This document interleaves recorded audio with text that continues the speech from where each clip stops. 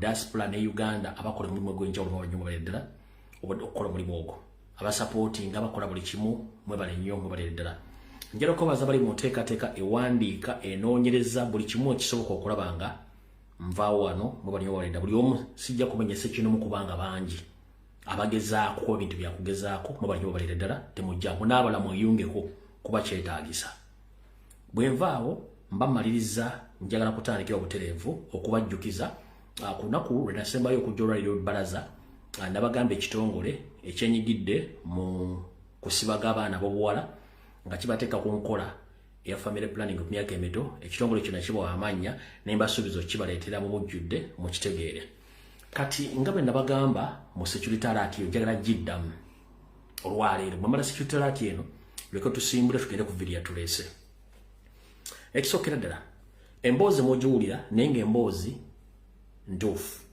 ekirwadde kya mukenenya kiri mu kwegiriisa naye ng'ekirwadde kino kiteeketeeke era nga kisinzirira ddala mu Buganda n'ebitundu ebimu Museveni gy'atayagala wabeere bantu bamuvuganya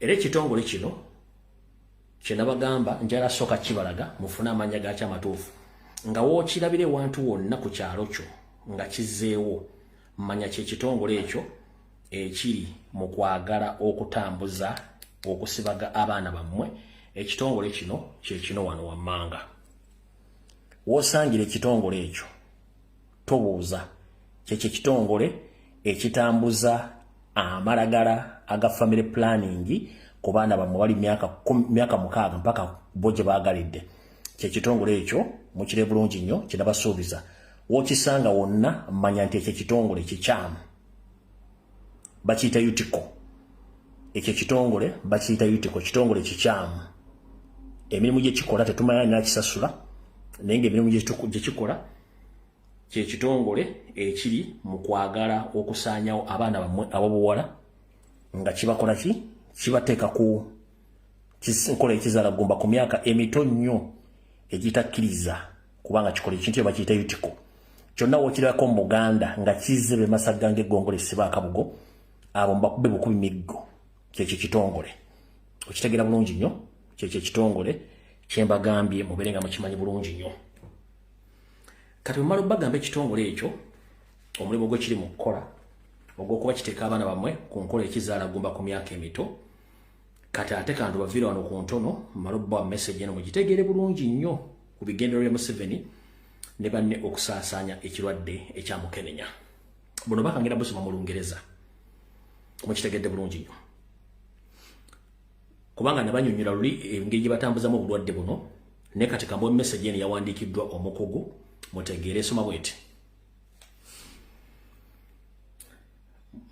the state using Banyarwanda to spread HIV project started some time back nti Nyando Yosoferiti bahabulwa okweyambisa Abanyarwanda okusaasaanya obulwadde bwa siriimu nti eno enteekateeka yatandika dda gye buvuddeko ebbanga ttono nnyo project eno yatandika mu mwaka gwa 2017 n'omwaka gwa 2018 yatandikirako Kebushenyi n'egenda embala Museveni lwe yafiirwa akalulu Mwankole ne basindika banneekolera gyange ne bazinda ebifo gamba ng'ekifo mwali kazinda TC Ishaka as well Mbarara City targeting university student to eliminate elite class. In 2018-2019, they extended it to border guys, where they could buy motorcycles to a man that accepted to marry a Mnyarwanda in Ankole. It has been a slight project going on. Thanks for exposing it to the public. Bagambye bati nti enteekateeka eno ey'okusiiga obulwadde Museveni yegambisa Abanyarwanda okutambuza obulwadde buno era yatandikako kokko emabega 2017-2018 yatandikira mu Bushenyi Mbala ebifo naddala Museveni gye yafiirwa akalulu n'atuukako ne Mwankole eno gye yasindika banneekolera gyange Abanyarwanda mu bifo bye basindikamu okuli Kazinda TC Ishaka saako n'Embalala City nga bagezaako nnyo okwefunira abaana abalenzi ne baana bawala abali mu ssematendekero aga waggulu saako n'abo abantu abanyumungufuumuko abali mu kirasi ya waggulu mu 2017 beeyongera ne bagaziya ekiwendo kyabwe kino ekyokusiiga siriimu ne bakkira ne wansi mu bavuzi ba boda nga bano bo babateekamu n'akasenda baasi nti buli muvubuka yenna eyali yeyina obwetaavu bw'omugulira boda bamuguliranga boda kasita yakkirizanga okuwasa omukyalo Munyarwanda mu Ankole. Era projekiti ne badde egenda mpola naye nga yakipooze era ebadde egenda kati ekyagenda mu Buganda mweri. So webali nnyo okuba nti we-expose nze ekyama ekyo ndoza mutegedde bulungi nnyo. Kati bwe mala okuba nga mbongeddeko eyo security alert n'embalagana ekitongole kino ne bagambye awo tuvuddewo kati njagala tugende ku video eyatuleese bulungi nnyo. Njala tugende ku video yatuleese bulungi nnyo. Okusookera ddala ebintu bingi bitambula ku mutimbagano ebinkwatako. Kituufu ebitundu 80 ku buli 10 bituufu tekuli kye balimba. Nga bwe nze mbagamba embeera gye ndimu wano buli omu agimanyi era njogera nammwe.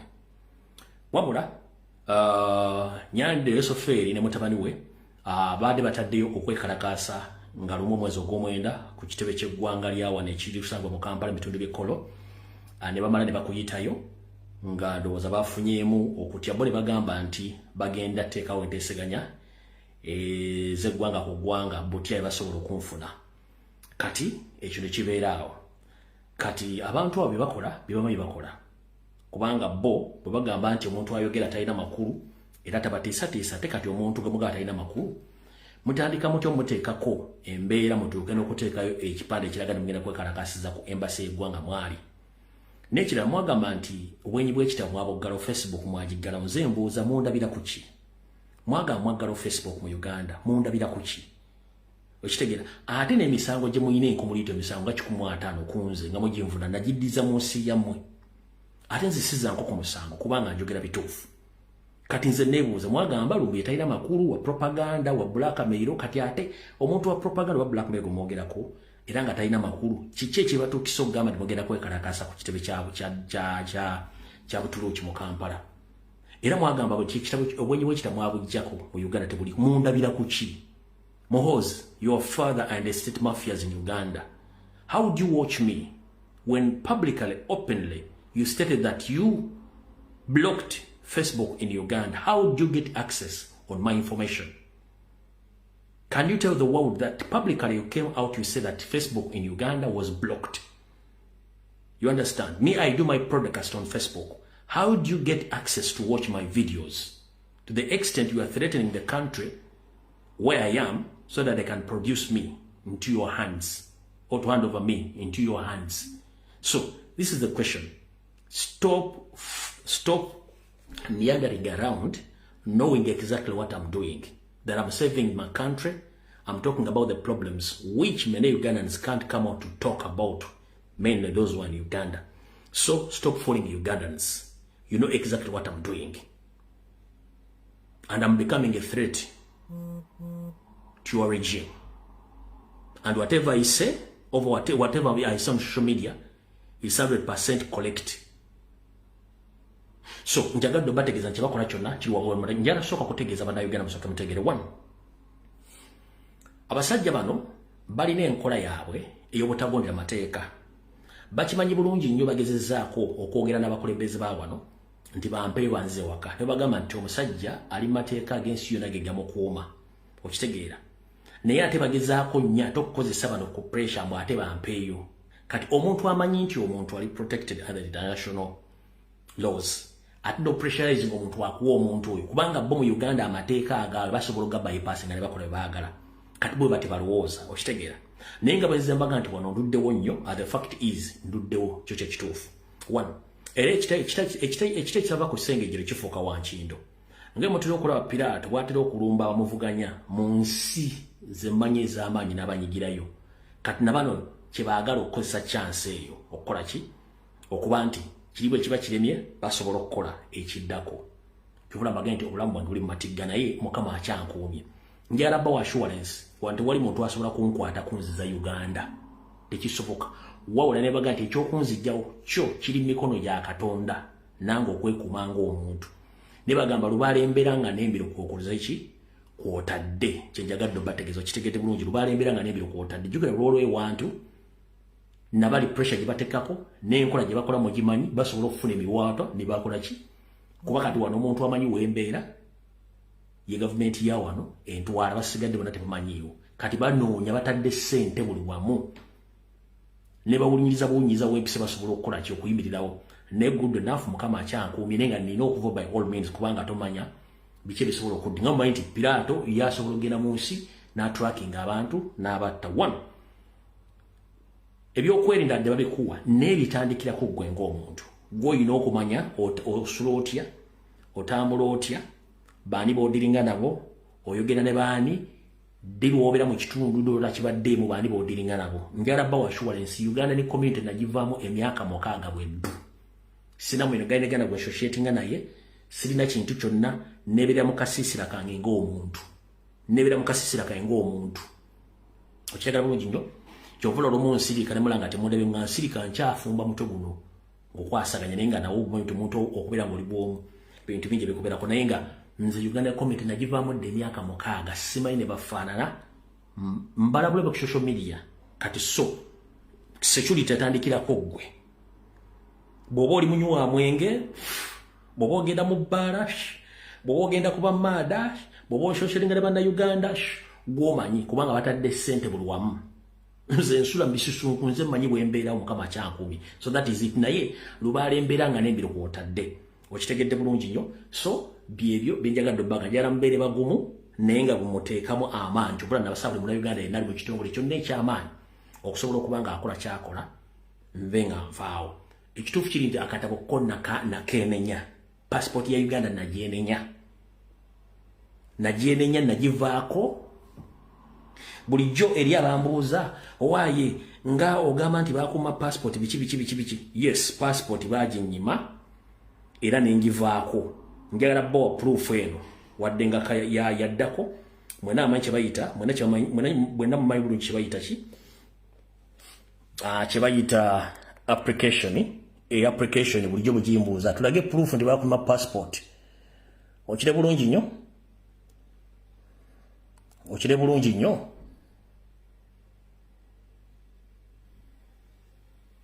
kaluza mutegedde manyi abantu amubeebuza amagezi ate alimba kati yo njikulaze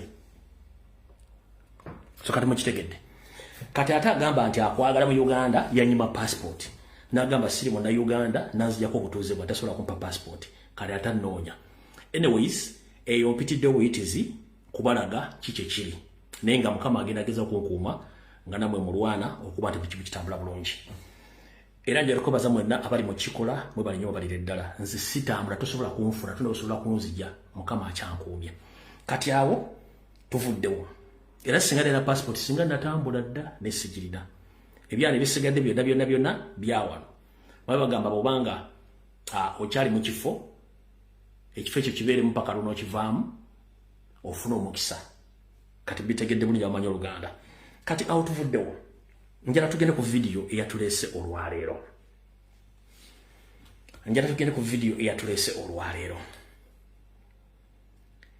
era ndowooza njagala tugitandike bulambalamba naye abantu b'omu ggwanga lya Amerika bannayuganda mwenna mwegendereze nnyo ttiimu ya PLU eri mu Amerika ekulembewa omukyala gwe bayita Sylvia Kacho aina gurupu nene nnyo Sylvia Kacho omwegendereze nnyo oyo ono abali mu Amerika mwegendereze nnyo mukyalo ne ttiimu ye gurupu ya PLU oyo yaba leading mwegendereze nnyo n'abala bangi nnyo abatambula bakola emirimu egyo ejja PLU mwegendereze nnyo mugitegedde bulungi nnyo alright kati naawe ovuddewo kati njagala tutandike video eyatuleese bulungi nnyo mugitegere bulungi nnyo kati kansoke mpisawo message eno nga mutagingira olalo tuno Nobert Mao Museveni ne Daily Drinking General njara soka mbasombere obaka buno then tugende mu maaso ulira bulungi nnyo bulijjo mbagamba nti Museveni tasobola kulwanyisa corruption kubanga Museveni ya corruption ate batega emizannyo mingi nnyo kati njagala basaba Yes, obulamu ebuli matiga nenjala basaba ekitukangawo kyonna mugendanga mu maaso. Eggwanga lirisigala litambula bawo ndio basiiwo eggwanga lisigala litambula nze mba nkozeko ogwange. Bulijjo mbaga Museveni tasobola kulwanyisa corruption. Era buli Museveni kyakola kyonna mu kuzannya corruption games mbwalwanyisa corruption kyabufere kyabuyaye. Kati olwaleero bakoze mistake ennene ne bakubiramu ne project ya Baram ne bakubiramu ne ya Nemmere. Lwaki bwe bali bakwata Anita Amongi nti muli wanguzi ne bafeffette ennyumba ze ne batwala buli kimu kyonna emmotoka biki byonna ne batamusiba natagenda luzira ne bakwata Pokakire ne bamuteekayo bw'amaze ennaku ze 10 bagambye nti bamutadde ali butalave mu house arrest. Kitegeeza nti game ne diversion yaabwe aweekomye, kitegeeza tebali kulwanyisa corruption. Era bamaze okiteekayo na Anita Amongi nyinyi n'awandiika n'agamba, I take this opportunity to thank the mighty God for the gift of life and freedom.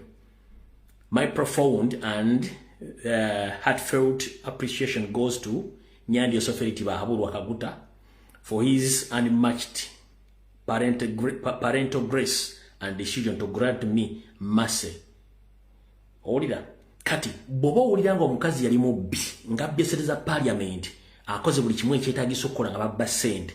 Eno sindika Baram agenda ku ground yarwanyisa corruption. I think of omukulu wa corruption mu Uganda omu ku babbese mu parliament omutadde. Who is fooling who? Nabagamba mwegendereze nnyo diversions Museveni z'akulyetinga. Ng'akulyetinga diversion politically okumuyamba n'okulwaga nti alwanyisa enguzi. Teri kulwanyisa nguzi mu Uganda bano ba mafia. Kati Uganda Anita Amongi yawedde balina okulyetinga diversions ez'enjawulo okuteekawo ebintu ebyo. Ayinza okulowooza nti byenjogera nze mbyesomera njagala kakulagako wano ng'obudde bukyali okale bulungi nnyo okalaba.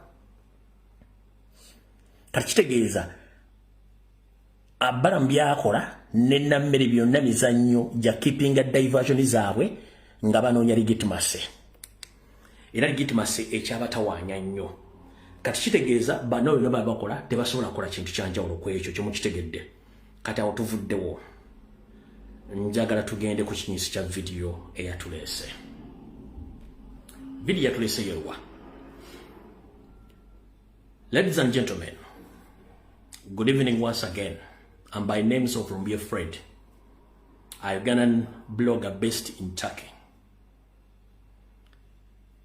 It's now approaching to 2 weeks since I came publicly and I exposed Museveni's hidden mission of appointing Ambassador Olara Otun as he signed for Ambassador Olara Otun to be elected as the Secretary General of the United Nations.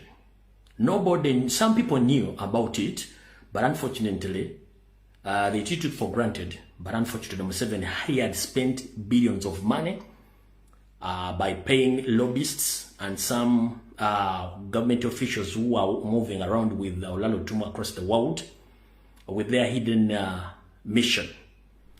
You know, sometimes people, they take long to understand how Museveni operates, but I myself have taken some period of time studying Museveni and how he operates. Have been watching social media, more especially from Uganda, some individuals from northern Uganda. They have been sent by Salim Museveni and Bohos to counterattack my information, which I provided to the public about the hidden mission which Olara Otun is carrying indirectly without the notice of Ugandans. First and foremost, I need to be clear to the public. My brothers and sisters from northern Uganda, I'm not an enemy to Uganda, and I'm not an enemy to my brothers and sisters from northern Uganda. No. What I'm doing is my constitutional right. And I haven't yet talked about the tribal statements that I'm fighting Olara Otun. I'm not fighting Olara Otun as a person. I'm fighting the hidden mission which was given to me by Museveni. Remember, since 1987 up to date, many Ugandans in northern part of Uganda, they lost their lives due to the fact that Museveni created Kony. Kony, who massacred thousands of Ugandans. And Kony was Museveni. So after Museveni realizing that the public has got to know that he was a person behind the Kony, he decided to go against the people of northern Uganda. Remember, the people of northern Uganda, they are the one who are in the previous governments, like Idi Amin Dada, Tito Okello Lutwa, and others, even let Obote. So he thought that those people, if they stay peacefully in northern part of Uganda, they will cause chaos in Uganda. So he decided to create labor groups so that those people, they don't settle in peace. That's why he created the Kony, who massacred thousands of people in Uganda. And fun enough, the people who were there, who witnessed the atrocities, and they were recorded, and the information is in public archive. One of them is Mr. Olalo Tuno, who confessed, and the other one is Nobati Mao, and others who are still at large. Leave those who were killed, because I'm going to give you more information about the atrocities which happened in northern Uganda and who betrayed our brothers and sisters in northern Uganda. Although some people have been paid to come publicly to start cooking some tribal statements that I'm against the people from northern Uganda because I'm Uganda. No, it's not all about tribes in Uganda, because I know how Museveni operates. Museveni is good at divide and rule, which I mastered. I can't allow such people to come publicly to start forget that the person whom they are backing right now is the same person who confessed publicly that Museveni is behind all the atrocities happening to the people of northern Uganda. Publicly, if you come out and ask those people who have not been sent by the government to defend Museveni and Olalo Tuno, can they give proof or to deny that Olalo Tuno and Nobati Mao confessed that Museveni killed those people? It's not all about tribal. I didn't mention any tribal statement against Olalo Tuno. No.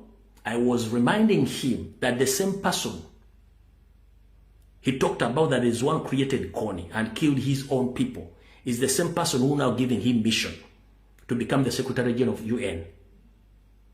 That was my statement, and my statements were clear. So I'm not against the people from northern Uganda. I'm not against the person of Olalo Tuno, but I'm against Museveni's mission. You, my brother and sister from northern Uganda, I'm here to remind you, we are fighting something which is very big and very hidden. Remember, we are fighting with the refugees from Rwanda who are busy creating Tutsi dynasty within Uganda and across East African countries. They have committed crimes against humanity in all regions of Uganda, in all regions of East Africa, including the 1994 genocide in Rwanda, the Congo massacre, the South Sudan massacre, the Northern Uganda massacre led by Museveni, the Alice Lakwena, and other rebel groups, including the ADF, which operates in Congo, which keeps on terrorizing people in western side of the country. You understand? So I'm not here to praise each and every person when I'm speaking the truth with the evidence. Ambassador Olalo Tuno, as a person, I don't have a problem with him. But what he's carrying on, which was sent by Museveni to do so, is what I'm fighting, or is what I'm trying to fight with, because some people, you don't know how Museveni operates. I'm going to give you the full information and you'll get to know. As I begin this video right now, I'm going to replay the video of those people I've mentioned who were there, confessed, confirmed with the evidence that Museveni was the person behind Kony and the person who killed the people in northern Uganda, and the same people right now defending Museveni. Don't you see that they have betrayed you? Right now, Museveni is giving you man and Salim Sari to come out with the tribal statement that I'm against the tribes of people in northern Uganda. No, that is a huge mistake. I haven't mentioned any kind of tribal statements about the people from northern Uganda, because I'm the same person who have been fighting for a long period of time to defend and to expose Museveni's mission in northern Uganda. So I can't go against my fellow Ugandans who suffered many years without knowing a man who was behind in their sufferings, and that is Museveni. And the people who stood to challenge Museveni some time back, the same people now eating with him because they were paid off, and some were intimidated because you don't know how Museveni operates. Let me begin with replaying the video which shows the evidence that the people I'm talking about who are now working Museveni are the same people who confessed with the evidence that Museveni is the one behind Joseph Kony.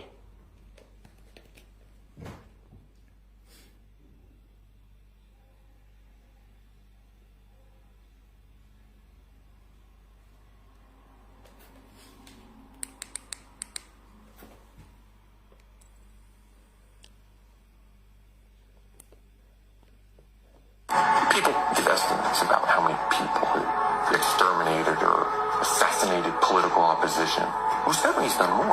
Yet nobody associates Museveni with atrocities. Museveni managed to impress the Western world. They didn't know that he was actually a wolf in a sheep's skin. Museveni's become the master and divide and rule. He knows how to set one ethnic group against the other to his own advantage and for his benefit. Museveni's army was moving from village to village. If they were not burning houses, then they're shooting people down. If they are not shooting people down, they are destroying crops. Government soldiers would actually perpetrate these atrocities and then make it appear as if the LRA had committed those crimes. And rape is being used as a weapon of war. A lot of women who are being raped cannot tell their story because nobody is going to believe them. Men were being raped for the first time. In front of their families, in front of their children, when in front of their wives. Those of us who come from northern Uganda know what it means to be dehumanized, reduced to nothingness. Amnesty International, Human Rights Watch have documented these atrocities. Yet, Museveni is untouchable. Shocking thing is that the government was able to forcibly displace them, then not provide food, shelter, medicine, or protection. They were taken to these concentration camps in order to be destroyed. At its peak, 1,000 people every week were dying because of the conditions in the camp. Museveni and his key commanders who committed atrocities, crimes of war, crimes against humanity, should be investigated, should be indicted. Today, Isn't that we must Olalo not Tumu? let the world forget. We must keep on telling the stories. We must keep the memory of suffering alive. No food, no hydration, sexual violence from the soldiers who were meant to protect them. That's why this was a brilliant genocide, a silent genocide, perfect crime. All right. So, when you hear some crooks who were paid by Salim Saleh from northern Uganda try to create some tribal statements against I, because I'm coming from the central part of the country, that I'm against Olalo Tun because he's not my fellow Ugandan. No. Me, all along, I've been defending all Ugandans without differentiate between their tribes. No. Because I'm a Ugandan and I've been working with all tribes in Uganda. The truth remains the truth. Even if you're Muganda, even if you're Mutoro, you're Musoga, if you go wrong, please, I advise you, or I talk about the wrongs you've done. So there is no way how a person who confessed that Museveni committed the crimes and the same person now moving with Museveni with the hidden mission, then I can go silent about that. Please, ladies and gentlemen, let the video begin now. Museveni's government is putting a significant diplomatic weight behind Olalo Tinubu's UN Secretary General bid With the former Prime Minister Luhakana Lugunda leading the international lobbying campaign, Museveni has personally promoted Otunu Kandese, while Lugunda has been tasked to mobilize support from foreign governments and UN member states.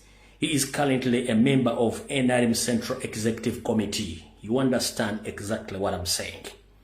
So, now, as I promised you that I will expose Olalo Otunu and Museveni at your goal, listen very, very carefully. When Olalo Otunu pursued to be the next General Secretary of UN, Museveni didn't sign for him, but instead he supported another person from South Africa. He left out Olalo Otunu because he knew Olalo Otunu confessed that Museveni was behind all atrocities. During his tenure, when he was still working under UN, Olalo Otunu was tasked on several occasions to benchmark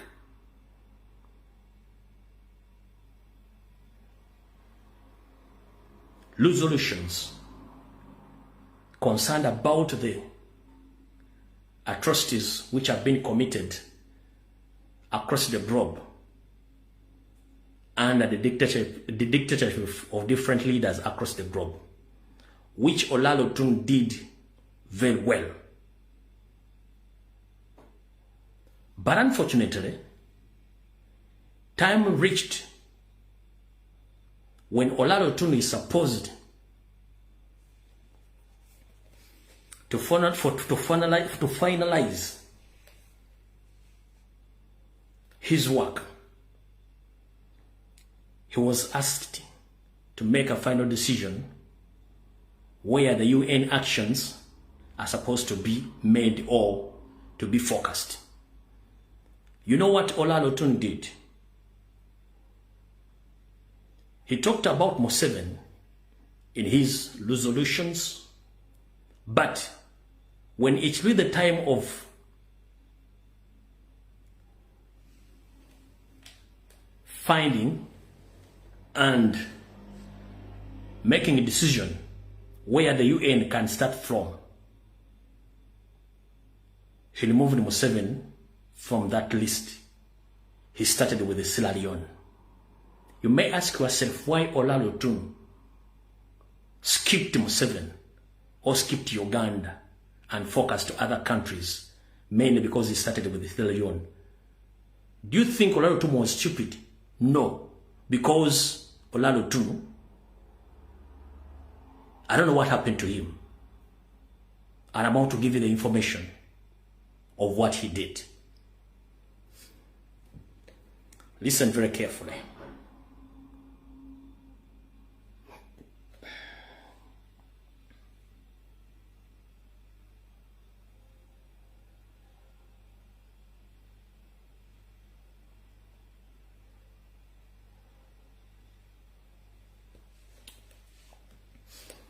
Otunu served from 1997 up to 2005 as a UN Under-Secretary General and Special Representative for Children and Armed Conflicts.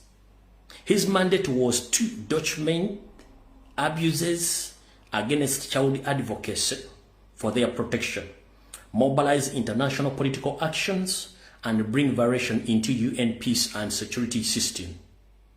His office specifically helped to establish mechanism for listening offending parties and seeking accountability. What he actually had responsibilities to do: 1. Document and public exposes violations as that was squarely within his mandate in 2001. Otunu went before the UN Commission on Human Rights, described the northern Uganda as an human rights and humanitarian catastrophe, drawing international attention to the situation. Okay. bakugambye nti Olalo Otunnu bwe yali ku ng'akyakola mu kakiiko k'ensi yonna mwaka yatandika mu 1997 paka 2005 ekitongole kyagala okukulira kati kyamu obuvunaanyizibwa okunoonyereza n'okuwandiika ku ddembe kutulugunya abantu ku ddembe ly'abaana mu nsi yonna saako n'okukola ebyo bisaanidde okukola mu kuleeta eddembe mu bitundu ebyo. Era mugamba ateekawo n'enkola esobola okuba ng'eyamba okutuukiriza ebyo byazudde ne byawandiise nga n'abakoze ebikolobero ebyo balina okuba nga bateekebwa mu nkomyo bannyonnyole ebikolobero byo. Mu byasookerako mu biwandiiko bye, Olalo Otunnu mu lukale yalabisa okutyoboola eddembe mu ggwanga erya Uganda mu 2021. Era n'ategeeza nti ekyali mu mambuka ga Uganda tekyali kya buntu. Eddembe ly'obuntu lyatoobolebwa era kyali kya bulabe nnyo ekyatuuka n'okuleeta ebitongole by'ensi yonna n'ensi yonna okuteeka amaaso ku Uganda ku biki ebyaliyo. Ngenda kuyita mu bwangu lipooti eyo anaajagala njagikuwa gyesomere. Kati wulira wano. Uganda, when time reaches for the action, Uganda was not visible to Otunnu. Uganda was not visible to Otunnu. Although in his benchmarking, he established all abuses of human rights, which in his own statement, he confirmed that it was a catastrophe. You understand? Uganda government clearly understood what he was doing. Kampala formally protested his allegation to the Security Council, accusing him of making unfounded claims about the government treatment of actual population. Otunnu bw'amala okuwandiika ebintu biro byonna ebiraga nti Museveni yatta abantu mu mambuka ga Uganda. Ripooti baagiwa Nyandi Osoferi. Nyandi Osoferi n'agira ebitongole bye biwandiikire UN nga beekalakaasa. Mbu Olalo Otunnu bye yayogera ne byawandiika si bituufu era tebiriiko mutwe na magulu ng'alumiza gavumenti ya Museveni okutta n'okutulugunya abantu b'omwakyoli. Oyo Olalo Otunnu tugenze mu maaso. Then in 2003, Uganda again formally protested Otunnu's inclusion of Uganda in UN Child Soldier Reporting, arguing that URA, not the Ugandan government, was Ugandan government. Mu mwaka gwa 2003, Nyandi Osoferi ne government era baava ne beekalakaasa ku mpandiika n'okunoonyereza Olalo Otunnu kwe yakola nti government ya Uganda ekubira Nyandi Osoferi bawandiikanga abaana abato ne babateeka mu magye ga kkoni okutta n'okutta abantu. Museveni kennyini yakiwakanya n'agamba nti Olalo Otunnu kye yakola si kituufu. Tugenda mu maaso. Wulira. But there where the accountability question gets uncomfortable. Bakugambye nti wano bwe kyatuuka mu kubuuza ebibuuzo n'okuddibwamu ebibuuzo okyafuuka ekizibu. Otunnu's own 2005 framework identified 3 steps. Mu bintu Otunnu bye wandiika mu 2005 byajjamu ebibuuzo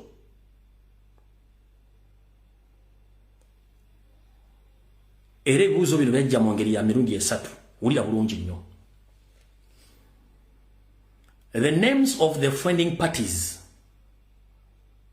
hold them accountable through concentrated targeting measures. 3. Creating monitoring mechanism and capable of targeting actions. Okuzuula amanya gaabo abaali mu kitta bantu mu mambuka. Ekyokubiri, okufuba okulaba nga abantu abo bakwatibwa baleetebwe mu lujjudde oba mu mateeka bannyonnyole.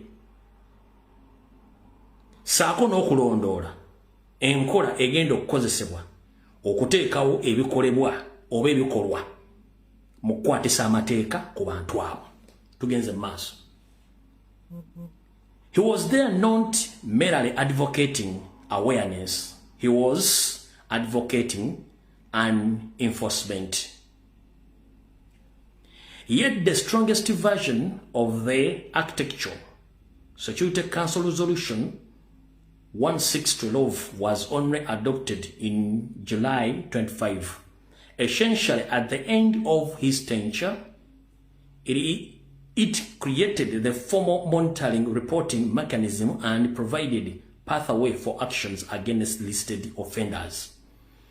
Omwami ono ganatira okuwummula emirimu gye mu kisanja kye mu kakiiko akakwasaganya ebyokwerinda mu UN mu kawaayiro 1612 kasinzirako ebinyiri bye yagamba mu mwaka gwa 2005 ne kagamba kagenda teekawo enkola ey'okunoonyereza n'okuzuula n'okufuna ekkubo mu bagenda okussa ebikolwa mu nkola eyo naddala eri abo abakola ekyamu ku bannayuganda.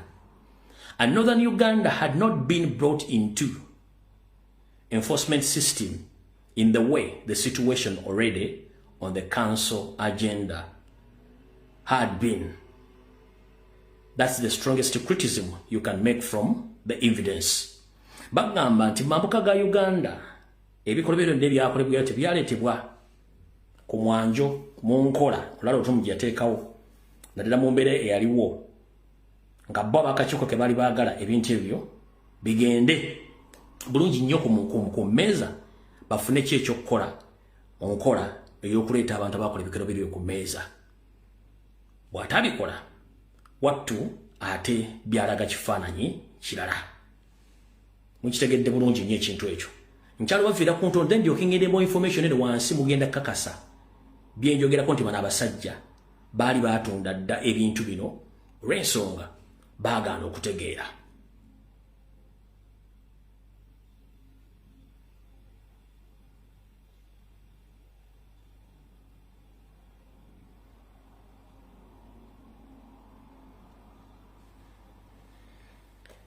Kati bw'omala okusoma ebintu ebyo byonna batuuka okusaba otunu tutandikira luddawa yajja Museveni teyamuteekamu. Bwe yajja Museveni atamuteekamu kati wulira ekyaddako.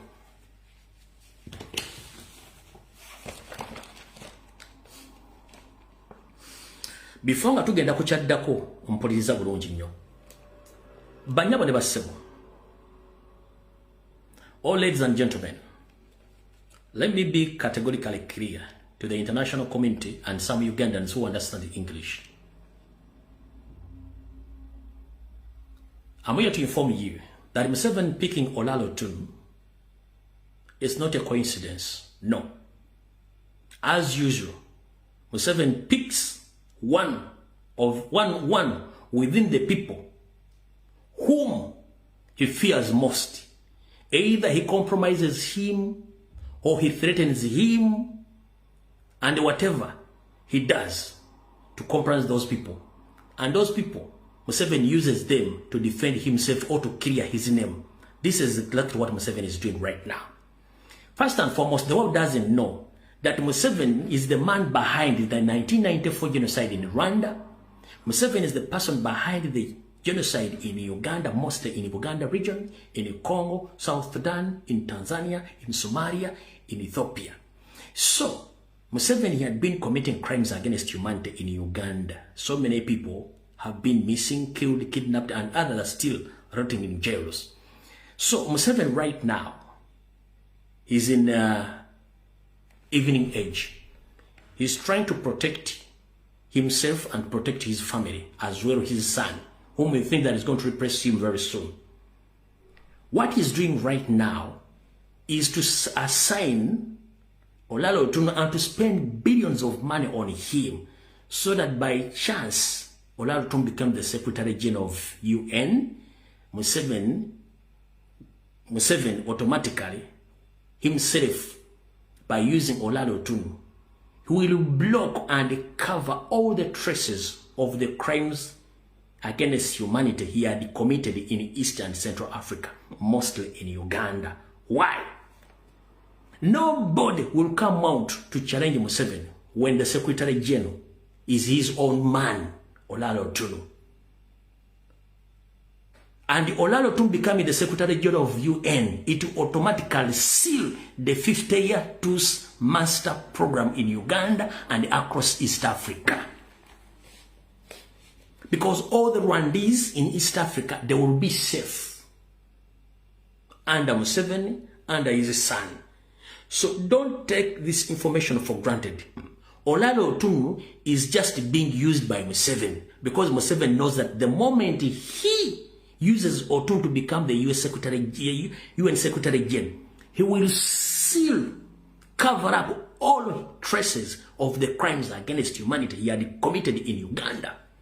And he will be protecting Rwandese in East and Central Africa. And they will be having an opportunity of sealing and complete their 50-year Truth Master Program in East and Central Africa. Rwandese are going to be safe. Nobody will challenge Museveni anywhere. And his status quo. So, the UN Security Council members, unless you're working with the dictator, unless you're working with the Rwandese Tutsi to destroy East Africa, please be very careful. Museveni sometimes doesn't flaunt his own people. No.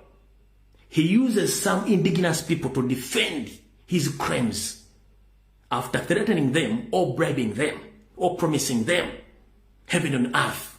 So Olalo Tunu is not fit for that position.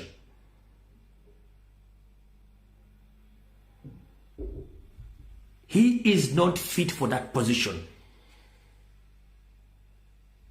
If you are genuine, the member of the United Nations Council or UN General Assembly, does Olalo Tunu has the financial muscle to finance his campaign? Genuinely? Ask yourself, why is this at the particular time Museveni decided to sign for Olalo Tunu? When that gentleman Olalo Tunu was still young and energetic, Museveni failed to assign him. Then Kofi Annan comes in. Because Museveni wasn't certain that Olalo Tunu at one time will come on round table with Museveni, and they settle their differences. Museveni knows now anytime he can die. He wants to get someone who can defend and cross all the traces of his crimes and to defend his son. And the right time is now. That's why he flaunted Olalo Tunu. That's why Museveni has deployed many lobbyists, more especially from the Western world, some Asian countries, and some his former political advisors, and some his big advisors like Harwakan Lugunda and others to escort Olalo Tunu whenever he goes, to clean his path so that he can be elected as UN Secretary General. Museveni knows what he's doing. So my friends from Northern Uganda, I'm not at war with the person of Olalo Tunu, no. I'm at war with what you don't see and what you don't know. 1 week back, I asked you one question. Have you ever asked yourself why Salim Saleh is in northern Uganda? Why the Banyarwanda have taken over the northern part of the country? Why is it that every person in northern Uganda is quiet? And some those who were so vocal to defend the people from northern Uganda, all they're quiet right now. Because Museveni and his brother Salim Saleh, they penetrated, they infiltrated the country, most especially in northern part of the country and in West Nile. Now they are controlling that area. So if you see someone from northern Uganda go against Lumbuye, that Lumbuye is trying to create trouble statement against Olalo Tunu, no. I'm just telling you exactly what you don't know and what is behind Olalo Tunu. So here are the facts now.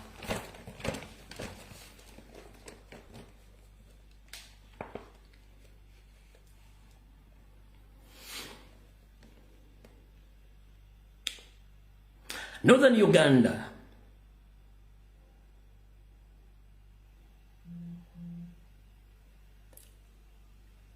is part of the country called Uganda, which has faced a lot of wars back and forth. And those wars were created by Museveni himself, whereby he created Connie, he created Alicia Kwena, and ADF. So, the people who witnessed Museveni's crimes,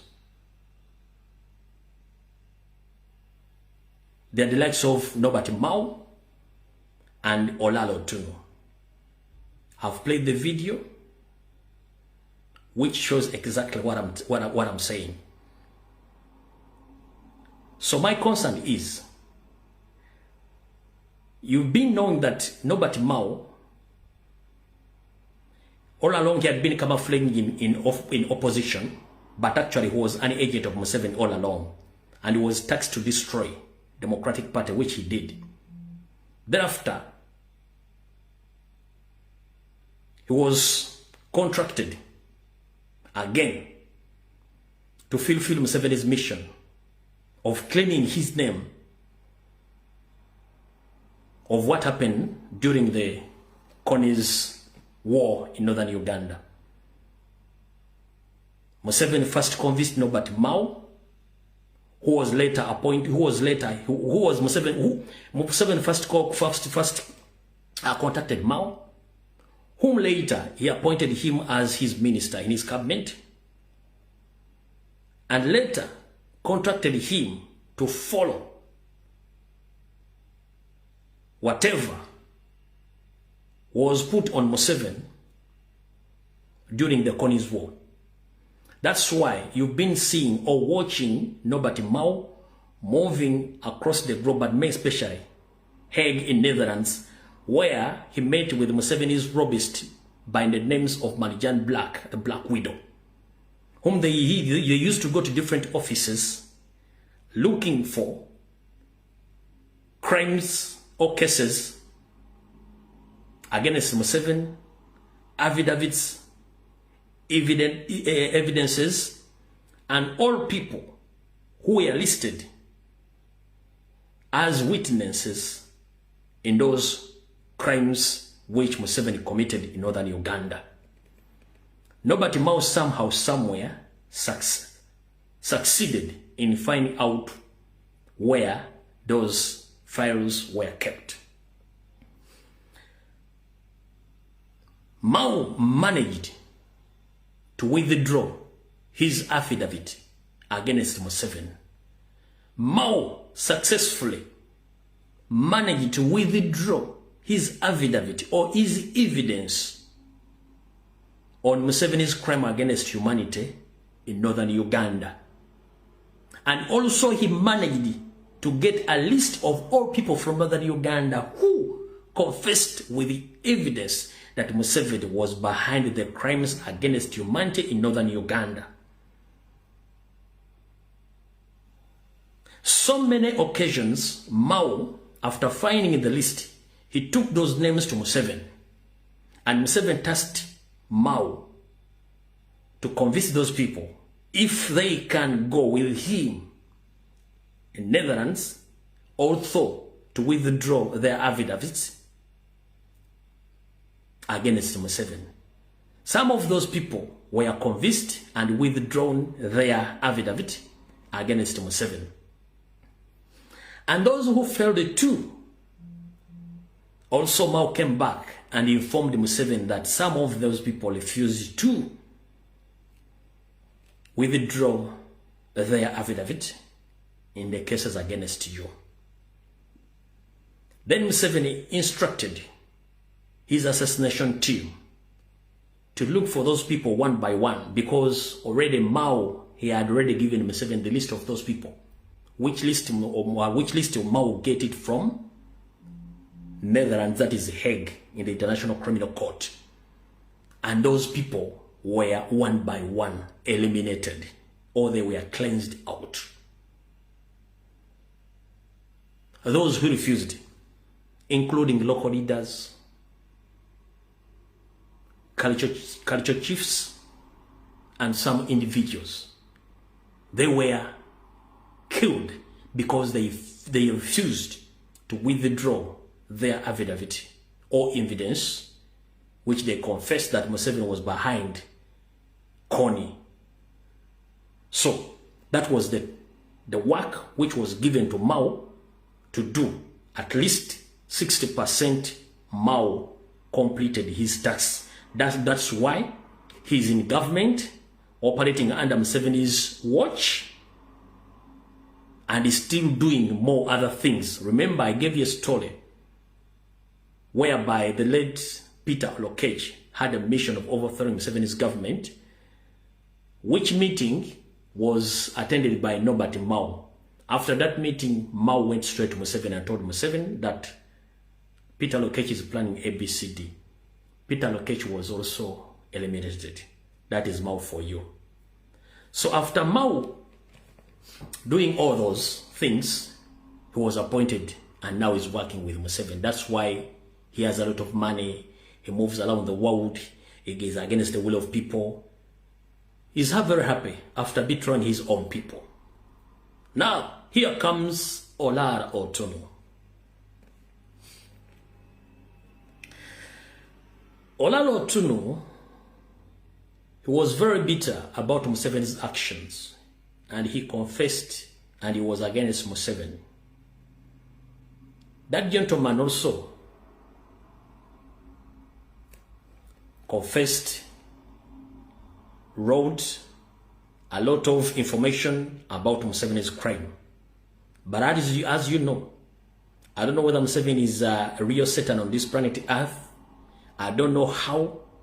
Maybe according to information which I have gathered, it's nobody Mao himself and some people who convinced Olaro Otunnu to work with Museveni, which later Olaro Otunnu accepted. And the end results are the one which you are watching right now. In the return, Museveni promised Olaro Otunnu that I'm going to back you in the coming UN General Secretary elections, what he's doing right now. The same Olaro Otunnu, I'm still doing more investigations about whether himself he withdrawn his affidavit in the International Criminal Court. But according to what you see and what he's doing right now, I think he did exactly. Because if you know that Museveni is your enemy, how dare you accept Museveni to back you? You think Museveni is a fool to forget that you confessed that he is a murderer? So, here's the question. My brothers and sisters in northern Uganda, please, I'm not against anyone in northern part of Uganda, but I'm against the betrayal of the century. Nobody is going to represent those people who lost their lives during the Connie War. And the people who are supposed to represent or to come out to defend those people, they're the likes of Olaro Otunnu and Nobody Mao, who betrayed them. And some people are still displaced in northern Uganda. So when you see some individuals, some crooks coming out to defend that Lumbuye, whatever he's doing, is just against Olaro Otunnu because he's coming from northern Uganda. No. You people from northern Uganda, have you forgot that Museveni is Connie and the one who massacred your own people? Who is that person who is going to defend those people? Who is going to speak on behalf of those who were killed during the Connie's War? Museveni has compromised the big number of all people from northern Uganda. Those who refused, they were massacred, and others were killed. So these people who are jobless right now, they are getting jobs from Museveni, and they are paid to defend Museveni. They don't know what they are doing. That's why Museveni did in Uganda. He compromised some Baganda. They went against the fellow Baganda. They sold off Uganda to Museveni.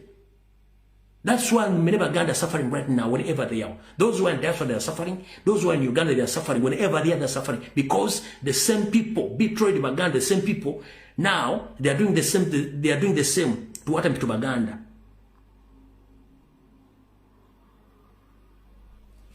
So,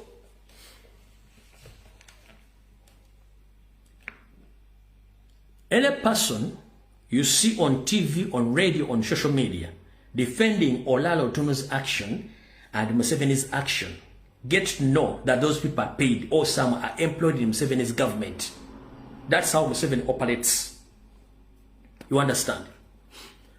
Any person you see go against the information I'm giving, get to know is paid by Salim Saleh or Museveni, or is employed by Museveni in his government to protect Museveni. Because Museveni knows that the Western countries, they are just quiet, waiting him somewhere in the corner to be arrested. That's why he's spending billions of money, paying lobbyists. Now he wants to take over the UN Secretary General office to seal all big offices. No one will come out to complain or to go against Museveni. But some people, they don't know that it will be the end of the existence of the indigenous Ugandans. And it will be the successful mission of completing the 50-year Toastmaster program in Uganda. And you people, Northern Uganda, will face the love situation. Because with Uganda, we can come publicly and we condemn and we talk about these problems. But you, the big number of people in Northern Uganda, you are quiet. Apart from Lady Winnie Allison, who is based in USA, on several occasions she come out to defend, to talk about the crimes against humanity in Northern Uganda. But some of you are quiet. Who is that person going to defend those people who are killed by Museveni? So if I come publicly to talk about those problems, then you say that I'm so tribalistic. I'm not tribalistic. I'm speaking the truth.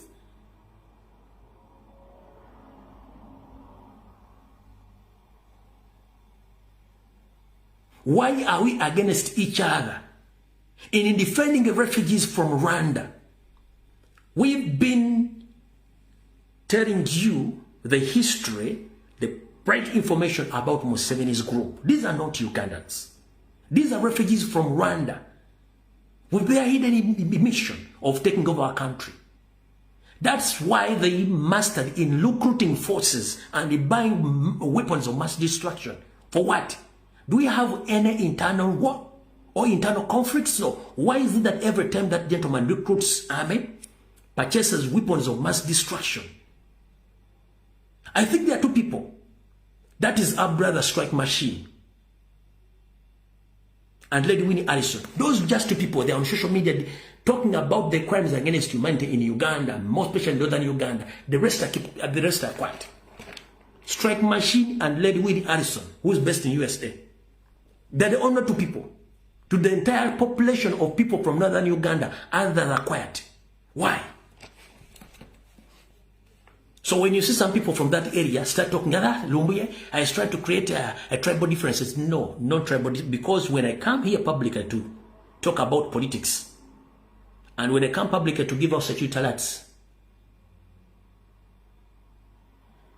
I usually give information to all Ugandans. I don't discriminate, because it's my constitutional right to defend my fellow Ugandans, to defend them in any way possible. So don't dare sit in your chair or in your room, start criticizing me. You know the truth.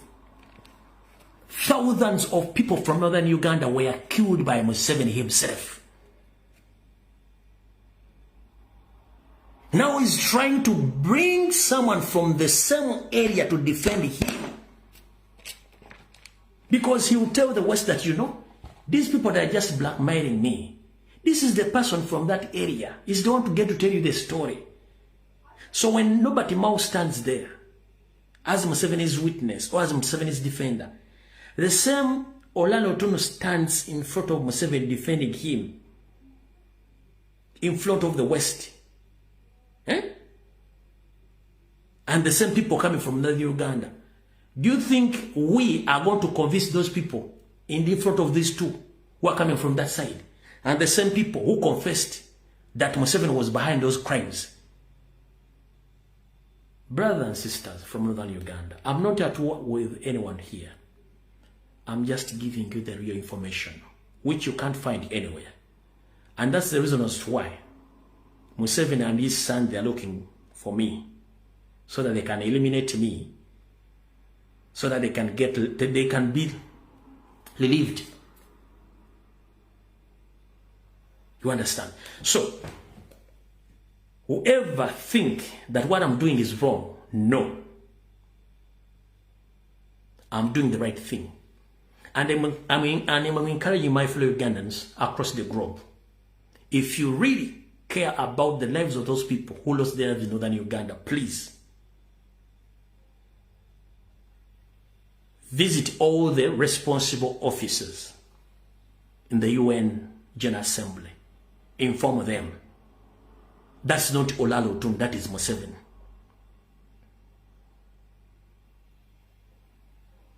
Reach in each and every office on their Twitter handles, inform them. Spread the information. Most of those brothers and sisters who are new in diaspora, you can reach in those offices. You can also reach them via their social media platforms, including Twitter, Instagram, Facebook, YouTube. Their email addresses are there. Please contact them. Tell them that Olalo Otunnu is not a suitable candidate.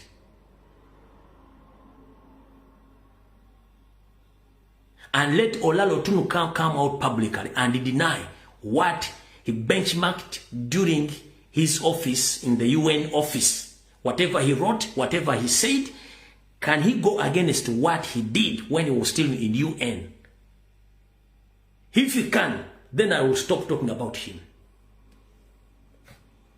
If Olalo Otunnu can come publicly and tell the world whatever he said, the 25 years or 30 years back, whatever he said that was wrong, then I will keep quiet. If he can.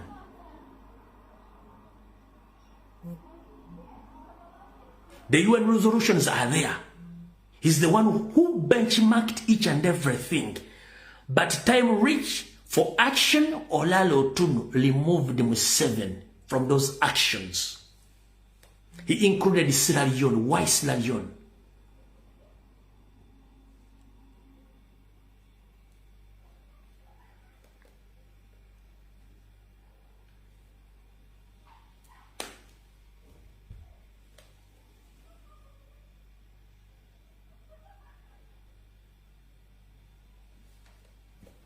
Please make sure, if you're a person fighting for freedom and you're a person in this revolution, the way how to defeat Museveni is to stop Olalo Otunnu's candidature.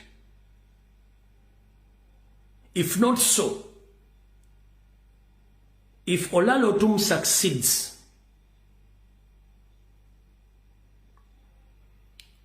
with the support of Museveni, everything will be done.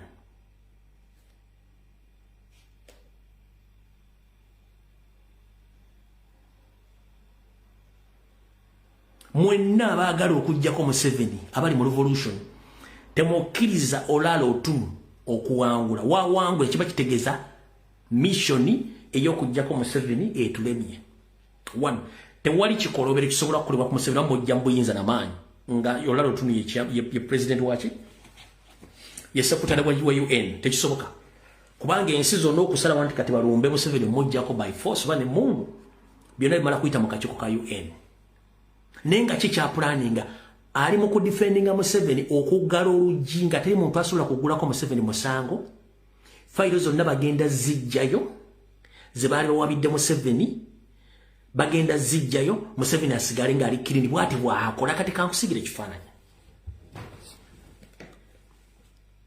Okuva mu 1966 Museveni azatta abantu ng'akiyitako, najja mu 7 natta abantu ng'akiyitako. najja mu kinana n'akiyitako ngera akisiiga abakulembeze abaliko namujja mu kinana tabaganda n'akiyitako n'ennamba tezaaliko ezabatta n'agenda Rwanda natta abantu mu 94 era n'akibikka n'aga nti bakutu ne tubawa calculations bulungi nnyo nti abakutu tebasobola kubanga batta abatuuse miliyoni nga batuuse bali bakola almost 2%. Ekyo n'akiyitako owulira okutta abaganda bano badda batta n'abantu babadde atta nga yeekweka natta Northern n'agamba nti Kone natta abantu mu Western n'agamba nti Alistair Kone mu Eastern n'agamba nti Alistair Kwena n'akiyitako kati azzatta abantu ng'agamba emmese zibasse embizi zibasse bwatyo kati kyayagala abantu bonna bamuwabira emisango mu Hege nga bwe yasindika Nobert Mao najjayo Mao yajja obujulizi bwe ng'omuntu n'afuna n'olukalo lw'abantu bonna abawa obujulizi n'alujjayo n'aluwa Museveni amugamba nkuwadde abantu bano mugende mwogeregeze nabo bajjeyo obujulizi abantu bano bakkiriza abamu ne bagenda bajjeyo obujulizi against Museveni abaagaana babajjawo omukomu nakati bakyabatta ng'oyo Mao yakikola Mao era yakonvinsinza olala otundu okujja mu kintu kya Museveni era kyesimanyi bakituufu nkyakinoonyerezaako oba awulala otundu yajjayo obujulizi bwe bwe yawa ku Museveni simanyi oba yabugjeeyo naye nga Museveni kyali mu kukola kati bwafuna ekifo kya nolala otundu nga ye president wa UN buli fayiro yonna ey'omusawo gwali guvunaaniddwako Museveni egenda kuggalwawo era naffe tetulina kyesobola kukola kuwabira Museveni wantu wonna kiba kigaddwawo tosobola kuwabira Museveni tosobola muggulako musango ne mutabani wo oba tosobola muggulako musoka abeera andika abeera omwana we n'okumuggulako otandirwa mundu bajja kugamba nti abayekera bali mu Uganda bebasse abantu nga Museveni yabasse ng'ani akyogera kasita olala otundu ayogera nti ye president ayogedde nti abayekera gavumenti ya Museveni bebasse abantu si Museveni nga kikoze ki nga kiwedde kati waliwo n'ekira kyenjagala obbalagamu okuleeta busopu ono ate asomadde theology kino yingera kigatta ku kino busopu ono alimu ebintu biri mutannategeera wano busopu bagezaako kulyetinga eddiini eyaabwe nga Bungereza bwe yakulyetinga eddiini eyaabwe Protestanti ne busopu kitabageza kulyetinga eddiini eyaabwe nga busopu ono yagenda okuba kontrolinga eddiini naddala ez'ababoona agendi nga ye president waazo zonna nga ne wabawo ekizibu ekigudde mu Uganda nga Museveni yakikoze busopu ajja kujja agambe nti ebyo balimba anti kati mwana wa Museveni bw'agamba nti balimba ani agenda okuwakanya nga bisopu yayogedde wa Uganda ng'ayogedde ng'adifendinga kitaawe nkiboogera balimba katugambe papa agambye nti ekyakoleddwa si kituufu waliwo omukatuliki asobola okuwakanya papa waliwo omukatuliki asobola okuwakanya papa kati ono bamutaddewo okumanejinga abalokole bonna kati ye president waabwe naye hidden agenda ya busopu mwemwita busopu bw'anayimiriranga okwogera bye betugamba musimanyi firigundi mukidapinze gundi mwassa abantu mukwekalakaasa busopu ajja kugamba mulinnya lya Katonda abaana abo balimba nze munnaddiini buli kimu ekiri ku ground nkimanyi taata wange oba gavumenti esobola kutta abantu abo balimba abo babanoonya byabwe nze busopu nze njogera ate busopu alina kafeesi kaabwe kali ak'okulimbalimba ako ani agenda okuwakanya busopu byayogedde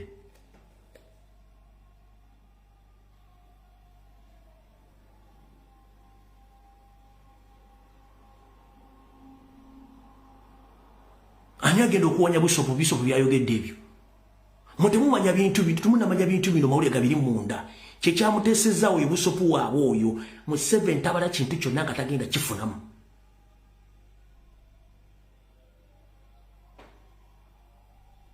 akola ekintu asooka n'akivuma nga byaga nti ye avumirira babishopu kubanga batta Yesu eyamutta yalisimeka Kayaafa oba Kayaafa oba yaani kati muwala we Kayaafa kubanga temwategedde kigenderwa ki ono busopu agenda ku defending anti kati bagambye nti kanisa ya Uganda eyogedde tewawadde okutta abantu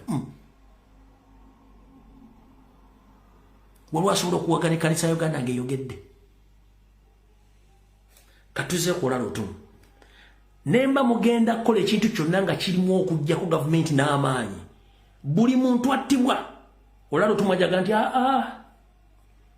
abo bayekera simusi government sula kutta abantu bayekera bassa abantu abo ata bayekera abayekera bakulemberwa gundi era tubatume nti ekibina ky'abatujju nga bakiteekako abatujju temukiwulirangako wate mukimanyi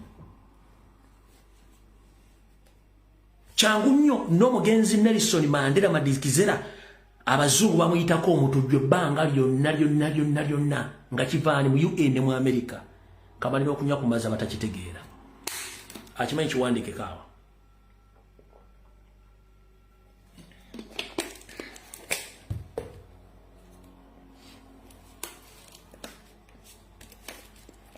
Nelson Madikizera Mandela bamuyitako omutujju nga ani amuyita omutujju ensiza magulu meeyo nga ne UN mweri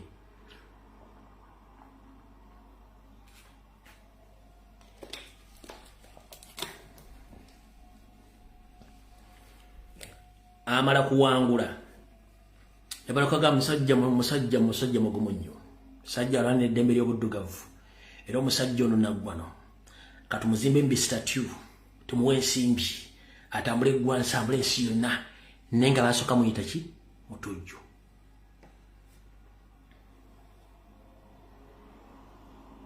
okitegeera kati bano kyebazimba mu kyemutamanyi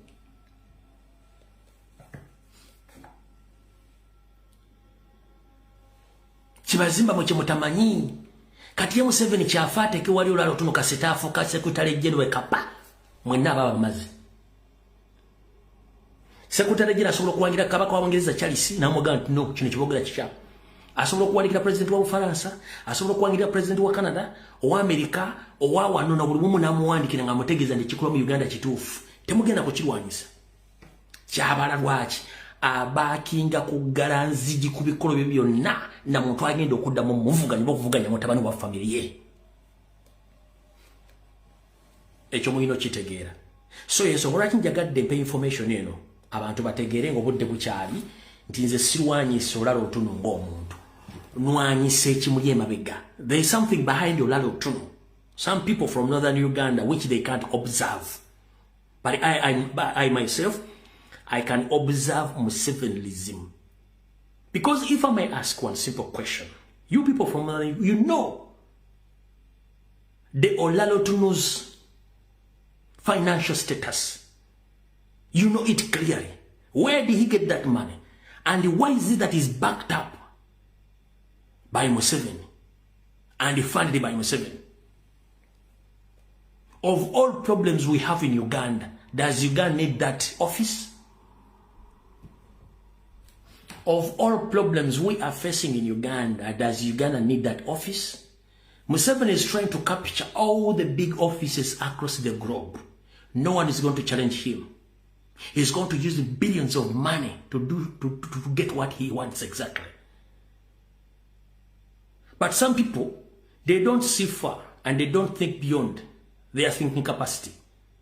When someone gives him 1 million to speak or to counterattack what Lumbuye says, it's very easy. Someone can pick his phone, open his social media platform, and he or she counterattacks my information without evidence or proper information on whatever he says. But me, publicly, I come with the evidence and I give you the proper information. I challenge Honorable Olalotuno to go against whatever they say, whatever he said, or whatever he wrote. During his stay in the office in UN, during his stay in the office, in the UN office, and whatever he stated in this video, let him come publicly and deny whatever he said against Museveni.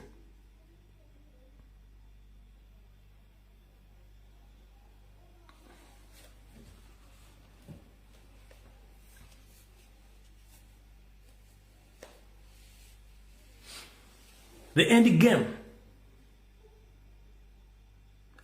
game, the moment Museveni secures the UN General Secretary seat, it will seal the 50-year Truth Master Program in East and Central Africa. No one will condemn him if he invades Congo again. No one will condemn him if he invades South Sudan. or when he invades Kenya or Tanzania, Rwanda or Burundi, because he will be the one using Olalo Otunnu to recommend or to defend. So now you are backing Banyarwanda. Some with the beards, he refused to shave off his beards.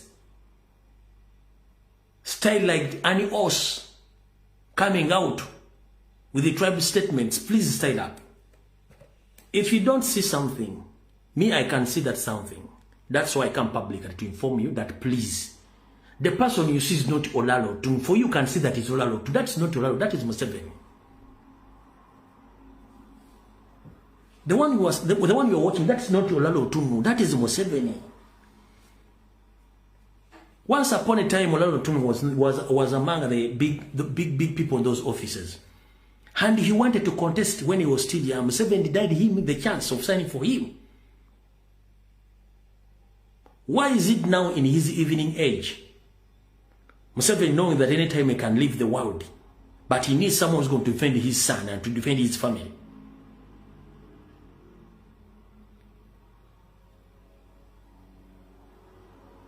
Bane bakubiriza omulanga mwenda mugende ku Twitter. Banange muve ku diversion za Museveni ziri ku social media, mugende ku Twitter. Bagenda tukuba omupiira. Mu Northern Uganda eriyo strike machine, eriyo ne Winnie Allison, Lady Winnie Allison bantu babiri abaliyo abasigadde bonna baafa kuzika kwaggwa. Nchiddamu mu Northern Uganda tulinayo abantu aba Winnie Allison omukyali mu America. Tuina ne strike machine abasigadde bonna baafa n'okuzika kwaggwa. Nobody can speak for those people. Everyone is quiet. We just have two people. That is Comrade Strike Machine and Winnie Allison. Those are the two people who can publicly come and speak against Museveni. The rest were compromised.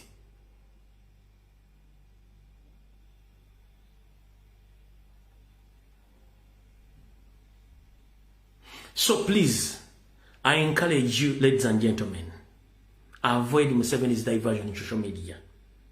We have a lot of work to do on social media platforms, especially. Go on different social media platforms of UN General Assembly. On Twitter, Instagram, Facebook, YouTube, and those who can reach in big offices, please do so. And those who can stage demonstrations, please do so. Whoever gets a chance of meeting Olalo Otunnu, ask him, can he go against of what he wrote and what he confessed that Museveni was the one behind the toasters in Northern Uganda?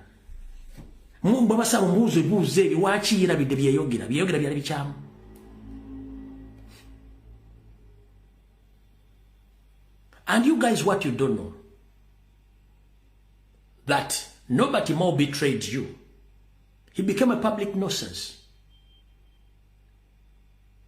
Olalo Otunnu has betrayed you. He had become a public nuisance.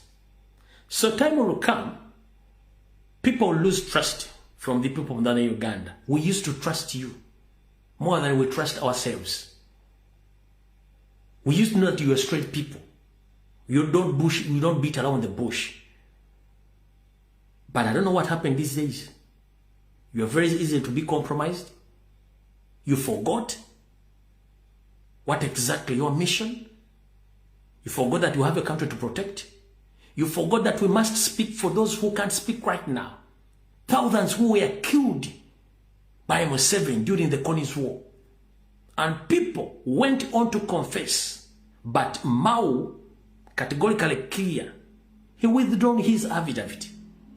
And he went to give the list of those who who went to Hague to witness or to give evidence to crimes against humanity Museveni committed against the will of people. Mao. Nobody Mao. So, whoever meets Ambassador Olalo Otunnu,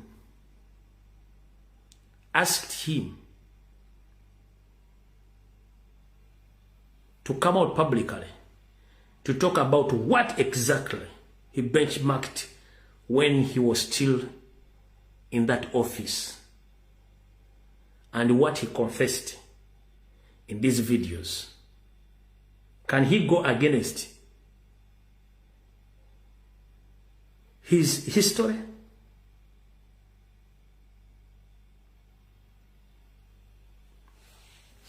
Out of the war, njagade tuve watugende kunsongera.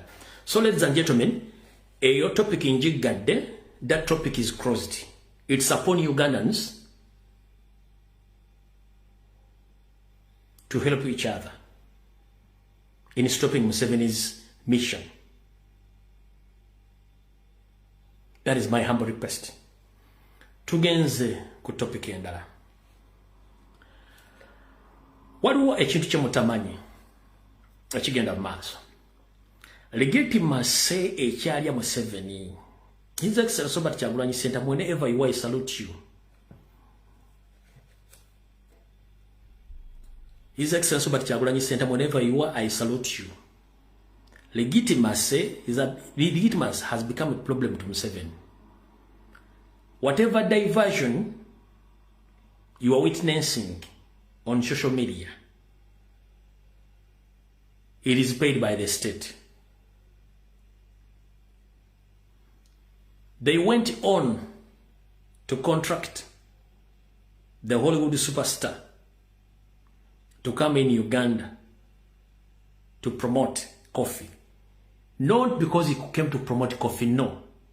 Taylor Gibson, he came just to catch the public eye, to show the world that Uganda is peaceful. Even the superstars from USA can come and visit Uganda.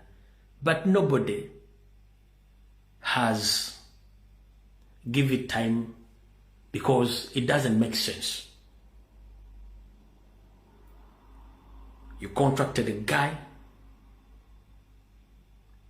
with a lot of money, but with a little impact. That is all about buying of legitimacy, which won't work. Kati chumba mwekitegedde nti yaletuse n'okuleetako n'Abamerika batandika okulegitimizinga mbu se Uganda eri bulungi. Enera kyaganya okukwata. Bino byonna simayigundi yalwana n'omusirikale simanya ni kasasiro byonna legitimacy ekyabatawaanya. Bono bali bamulanira ntazimula ku social media legitimacy ekyabata. Wabula musooke mukwatemu wano katono. Tulwana olutalo olw'okuba abanyampi ku social media naye walutuddeko mu ange endala.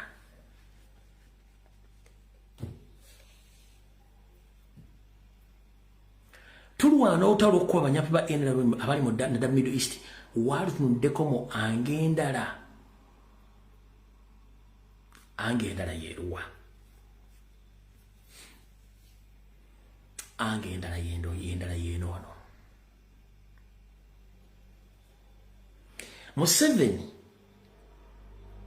muyaye naffe bazanyirako tuli bayaye tiye asobola okuwa omupiira ne muguzanya ne mugwekuba ye n'asigala ng'afunamu atya. Abantu bonna bagamba ng'oggyeko be mutandise okuba clearing abatuufu buli mugenda kulanga bavayo okulumba Kyagulanyi bangi ekigendera kyabwe kibagenda basindika. Tudde mu ntale ezo kati bave bagambe ensi mulaba nti bano abaana basabotaginga n'ebyenfuna by'abantu era basudde ne kampuni z'abantu mu nsi z'Abawarabu. Bwana ave batandika okuyita mu diplomatic ways ate okutandika okulwanyisa ffe nga bagamba nti abaana abo bebaviddeko obutaboboka omulimu Uganda era baagala kuleeta byabufuzi mu nsi zammwe wadde wakituddeko mu ange eyo. Kituddeko mu ange eyo kyetegereze mu bulungi nnyo. Bano abaana bagenda kuva ewanyi bagambe nti twali batugobe nga tebannabagoba nti babagobye nno. Wano amu contract zaweddeko abamu baagala kuddaka tebalina kiddako ajja kuva eri avumaavume mumuwa amasannyalaze muloze nti mulimu okukola. Naye tulina okubeera careful mu lutalo no mulubale bulungi nnyo. Si buli muntu mugenda muwa amasannyalaze, si buli muntu mugenda mulwana. Bagenda tuleetera entalo nga zaabwe bennyini bazituteereddewo tugende careful. Ffe entalo ezaffe tuzipiiki nga tuzimanyi. tulonde entalo ne tugenda okulwana nga tubamanyi. Museveni ejjatuuka okuwandiikira enseza zigemula abantu bano mu Uganda batujju. Kati baagala kuleeta obutujju bwabwe n'entalo zammwe mu nsi zammwe. Ate naffe olumu kiyinza otukuba. Naye ate bwe tubanga ffenna bakyatukolako effujjo, ate era tusobola okukifiirwa ffenna. Bo ne baddayo mu Uganda ewalungi, ekyo nakyo weekiri. So munoonye entalo ze mupiikinga, naye ng'ate bwe kiba kifiiro ffenna tukifiiro baddeyo. Ati Uganda walungi baddeyo. Naye nga nkimanyi bagenda kipika omuliro, naye nga the end results of that game ziyinza okuturninga somehow against our will. Ekyo mukyegendereze. Naye mubwegendereze nnyo mbalabe.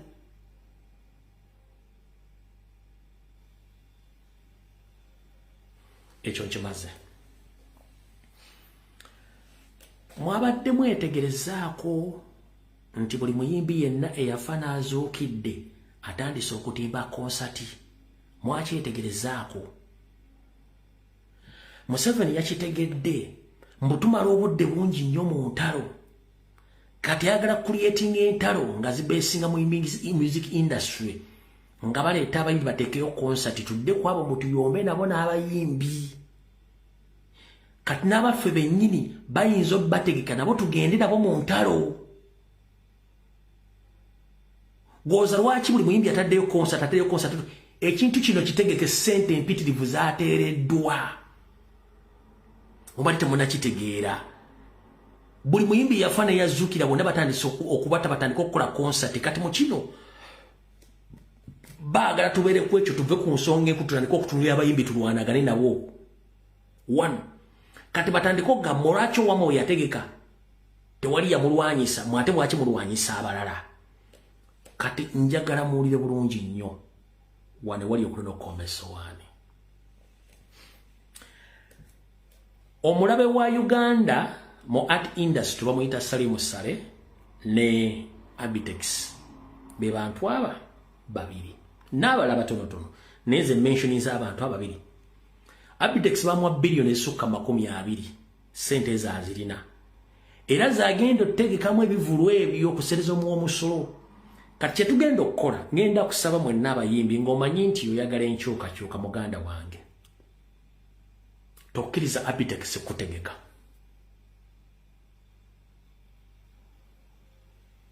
Tokkiriza Abitex kutegeka.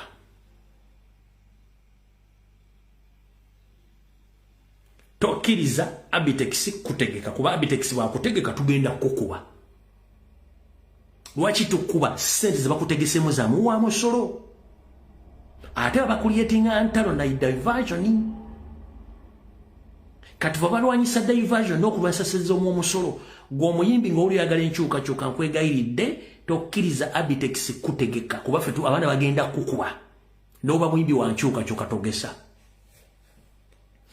Banjabo ne bassebo temulwana n'abayimbi mukuba Abitex buli muyimbi gwategese go mukuba. Ne bwana bakyusiza omutegesi mumufokasinge ku Abitex buli muyimbi gwataddemu ssente mumube mpaka kuwulira bubi. Ssente alina biliyoni zaaga ze baamuwa n'akolako ne ka office kali emmenga awo.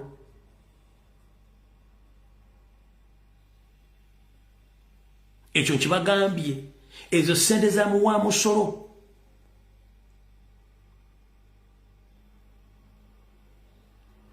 So ngenda seba ng'omuyimbi oli wankyukakyuka bambi nkwegayiridde funo promote omulala kutegeke oba kola ekintu ekyagawayiza abaana bagenda kukuyisaamu eggaali.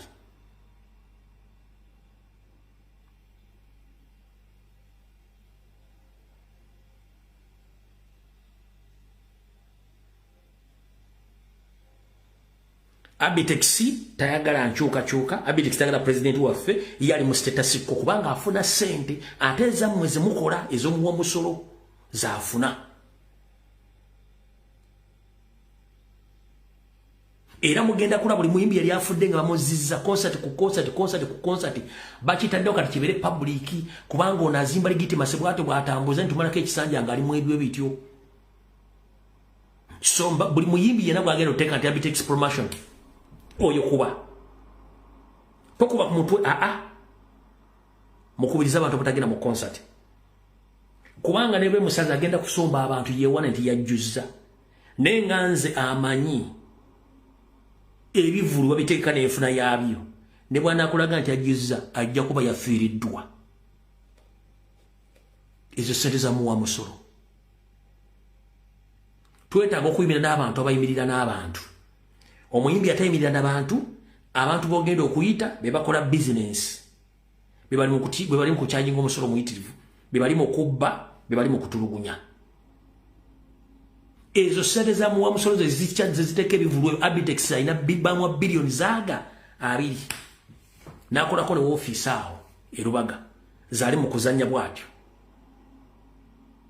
so bye mbadde njagadde obbagamba mubitegere bulungi nnyo mubeere aweya eri ekintu ekyo kyonna ekijja mukirinde musabire nnyo pulezidenti musabire nnyo ne bacomrade angenda kusaba bannayuganda mwenna obukulembeze bwa chapter ya United Arab Emirates mwonna we muli mbasaba mugezeeko nnyo okufindinga out obutebe musobola okuyamba comrade Kibirige wonna waali mbasaba musobola okunoonya mbeera kimwali nawo waatuuse so mwenna mbasaba bulungi nnyo Emirates zonna mbasaba mutuule mufune resolution kubanga si mwezi wa misango nigomati ensingwira si waabwe mbasaba mukole ku nsonga za comrade General Kibirige wonna waali musobola okutulanga abakulembeze mufune solution y'ekintu ekyo asobola okubanga avaayo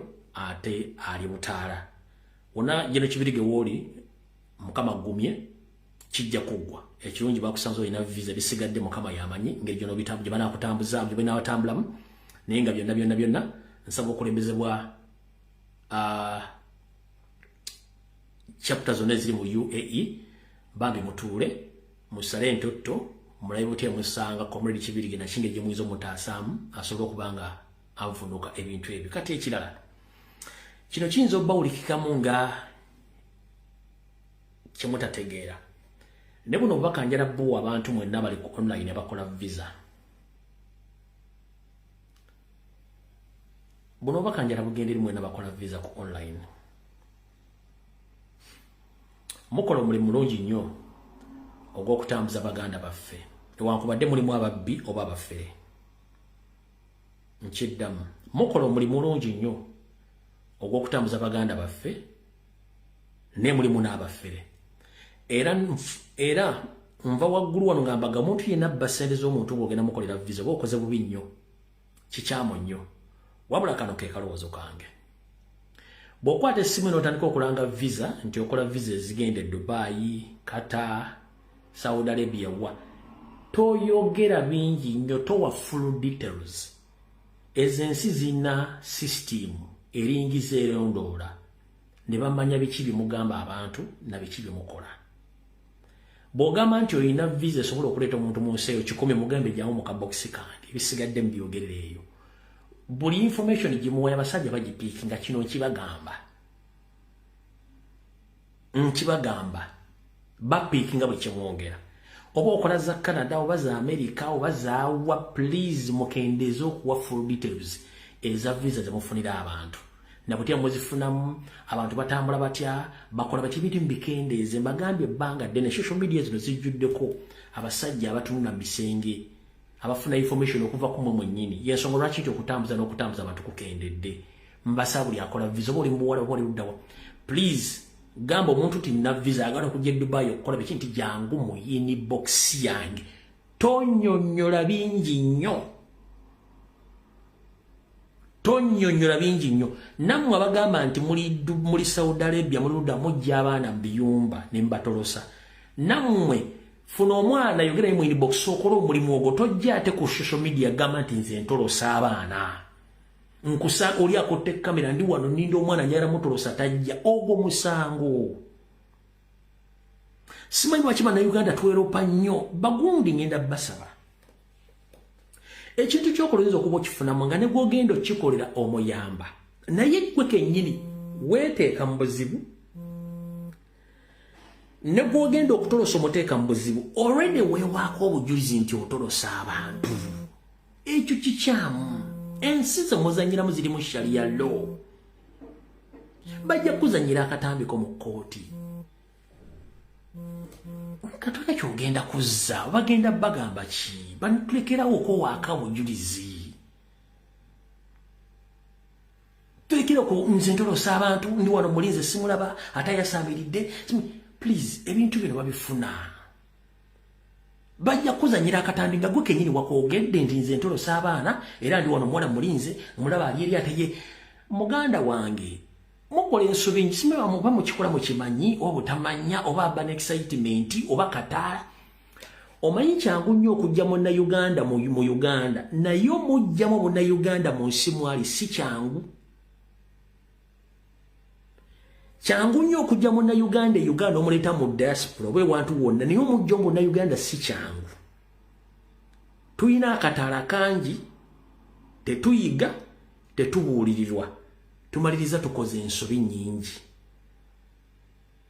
mukendeezeeko ebintu ebyo bijja baleetera obuzibu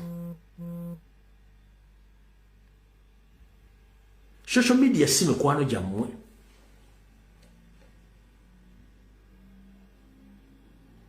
social media si mukwano gwammwe ndi wano bagamba social media mikutu gy'abambega si mmwe mwagitandikawo gine mikutu banyini gyo bambega abajo operating abambega information gye mufulumya na buli kimu kye mukola kuno bakiwandiika bakiprofilinga ne bakitereka bajja kibakozesaako nga tomanyi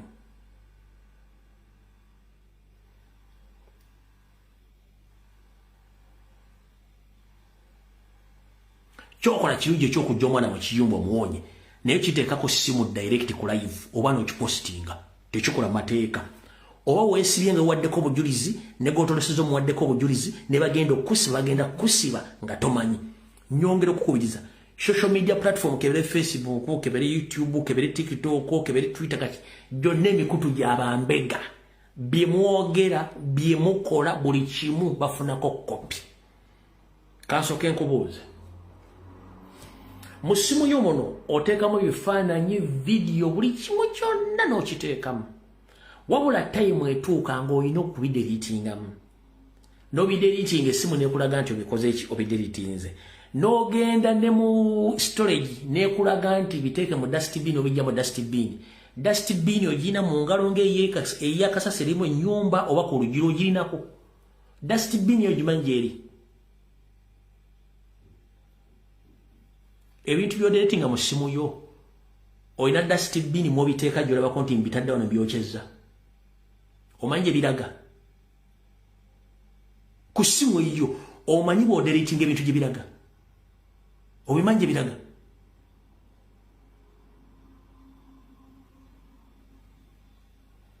omanyi gye biraga omwe mubeera nnyo ku ssimu nga muzikose temuzimanyi nkubuuziza essimu yo ogenda oteekamu ekintu ti delete oba kifaananyi oba ka video konna nga ka busego oba kakyamu oba information delicate nnyo n'ogidelitinga omanyi gyeraga olinawo akasero nti ogidelitinze ogirabe njikumieko omwe ogidelitinze can you prove that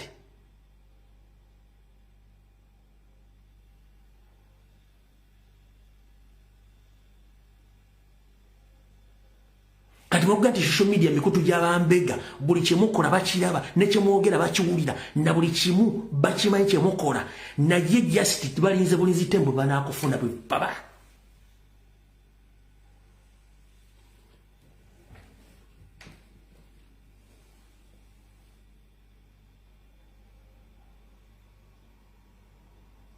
balinze bulinzi banaakufuna bwe baba baga bino byonna bwati tubabina mu ssimu yo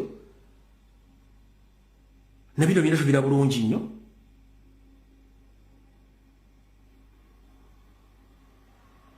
byonna obutambo bw'ekiseegu bwonna babulina ebifaananyi by'obuseegu byonna babirina information y'okukwatako yonna bagirina kati gwe storage obanga siiyo g'ogikiryalinga ey'essimu yo obanga gwe singa okola mu Google storage nga gwe okola mu storage y'essimu yo ba ku Google nga gwolooza nti wabisangula bonudozi bo balulina ebifaananyi byonna buli kimu kyonna kikwatako bakirina kyonna bakirina batunda butunzi ne basigala g'abalazi b'embwa nku essimu yiyo you delete, you format the phone, you deformatins. Bio formatins of the Akuna begin now.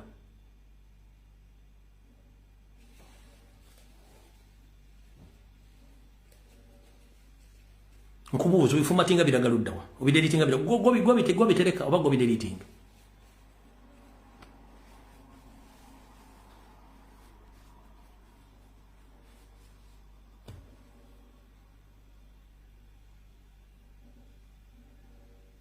Babirina mu servers zaabwe zonna wawudova bazirina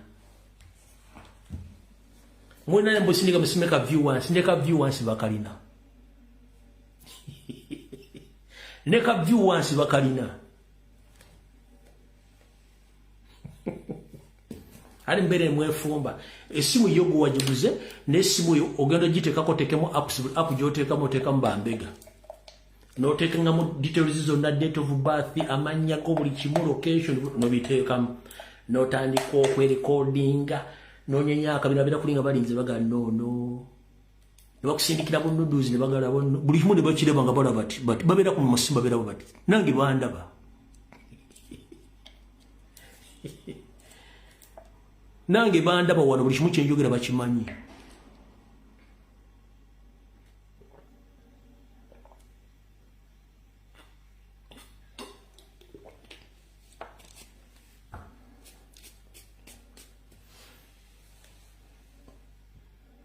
buli kimu kyokola ku simu yo gyeweegulira ne ssente zo bakiraba bakimanyi ne byeyogera babimanyi buli kimu kyoyogera bakimanyi kukivundula na buli kimu ate Oluganda kati kambabbireko togeza n'okola ekigambo kyonna ekyobusiru ekikola ekintu kyonna ekirimu obukyamu ng'onkyogedde mu Luganda bagenda kitegera bajja kivundula genda ku Google tekemu Oluganda bajja kuleetera meaning y'ekigambo ekyo mu Luzungu ojja kuwumuzaako engala byotegeere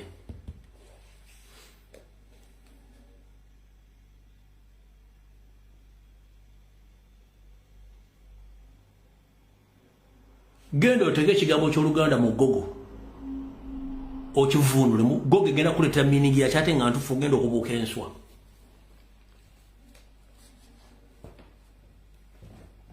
obadde temukimanyi tesimu zammwe bambega ezo zonna bazita smartphones lwaki smart ne manufacturer yennyini byeyateekamu byonna bikutrackinga buli wamugoza aki America yawera Huawei yali temanyi lwaki egiwera kebere iPhone yagikola sijjajjaawo byeyateekamu yabimanyi buli kimu asigala akulondoola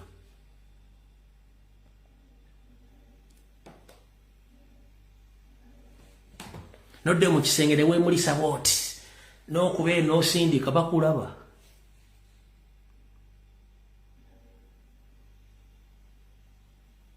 bakula buli kimu kyokola bakimanyi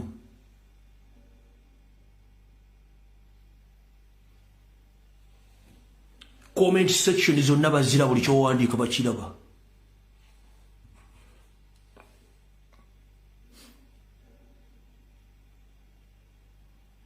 ozaaki internet kweri internet yajjajjaawo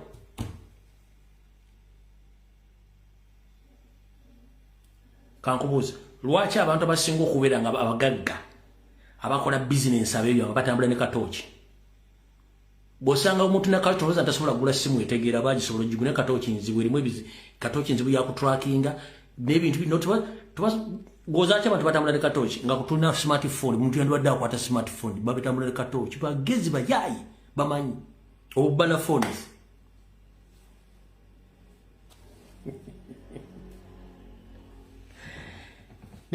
bubaga ebintu bino omuzo tusaaga bye tubagamba bituufu babala buli kimu kyonna kye mukola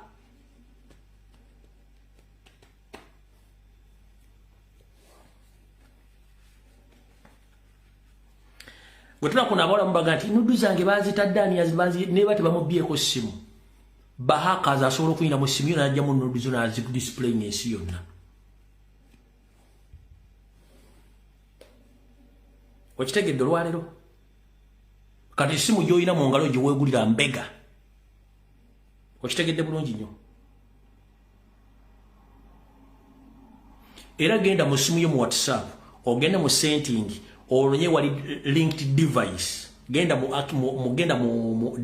ku WhatsApp yo ogende mu setting ononye option wali linked device okebereko bw'osanga aliwo device endala gy'otamanyi ng'eri linked ku account yo ku WhatsApp yo byotypinga byonna wa voice note byosindika byogera o linked device ebirina byonna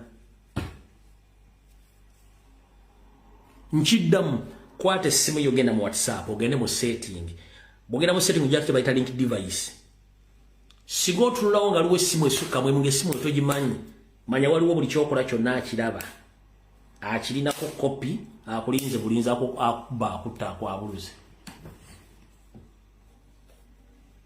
genda mangu otunde mu setting mu WhatsApp yo genda wali mu settings waggulu waliwo agaba kayita linked device kasitola banga kuliko essimu esukkemu nga sigu wagiteekako WhatsApp yo waliwo buli kyokola kyonna akiraba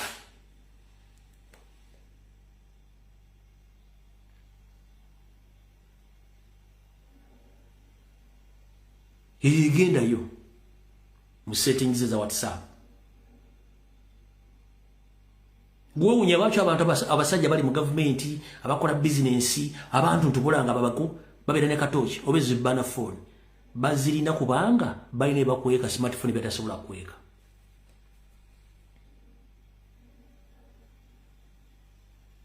bosanga mu simu nga togimanyi ngeri linkiti ku WhatsApp yo manya buli kyokola kyonna nanyini simu ya kimanyi byonna byokola oba omwendako oba omwendako oba omugeya oba omuvuma oba omubba oba mumubba nga mwina bye mumubba buli kye mutayipinga tugenda mubba zitinga ebagenda kunziba zitinga asirika goloza lwaki ezo entale zibera ku social media ogenda kulanga waliwo screenshot ya linkinze ogenda kulanga kino kya linkize kati WhatsApp groups ezo nazibagoba mudda nete muwulira WhatsApp group ezo mubeera bambega yinza okubanga family WhatsApp group ninge judde mbambega nga gotomanyi ola simu zikubira tozimanyi esimu yo togigaba teri agimene nge simu ekubira evaawa ezo WhatsApp group ze mubeeramu ezo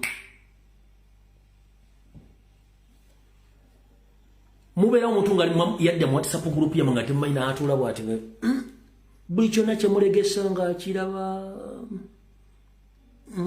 bw'ati apiikinga bupiikinza omu ng'amugamba gwebunya omusajja akubira essimu yagijjeewa yamanya bw'ogenda okutambula yamanya buli kimu kyokola na buli ne gw'obanja buli kimu ng'akimanyi mwe ku TikTok mubeera kulaba mubeera mu social media mubeera kulaba bukazi bulina bubina nakuli ebuuzibuuzi bitagatta na ntalo zabate temusobola kumanya essimu yo yennyini ey'omu ngalo esobola okwettira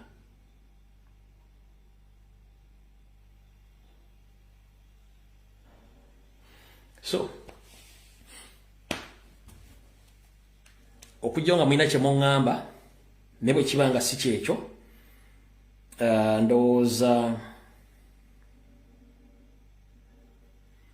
kanfundikire nakono aka message mukawulye bulungi nnyo kala aka message njala kagendere bannayuganda mwena mukawulize bulungi nnyo. The reason as to why Museveni has ruled Uganda for 40 years ensonga lwaki Nyambi Osoferi tibahabulwa afuze Uganda emyaka 4 si lwakuba nti alina amaanyi alina emmundu alina buli kimu no wulira bulungi nnyo. Reasons as to why Museveni has ruled Uganda for 40 years. The answer: his lies endorses alimbira mu mitendera ejenjawulo. From his first meeting at Lumbuye, he told them after 2 years we have to hand over power to civilians population. Okuva mu lutuula olwali mu lubiri lwa Ssaabasajja Kabaka Mengo emyaka 2 yagamba nja kuba mpaddeyo obuyinza eri abantu ba bulijjo.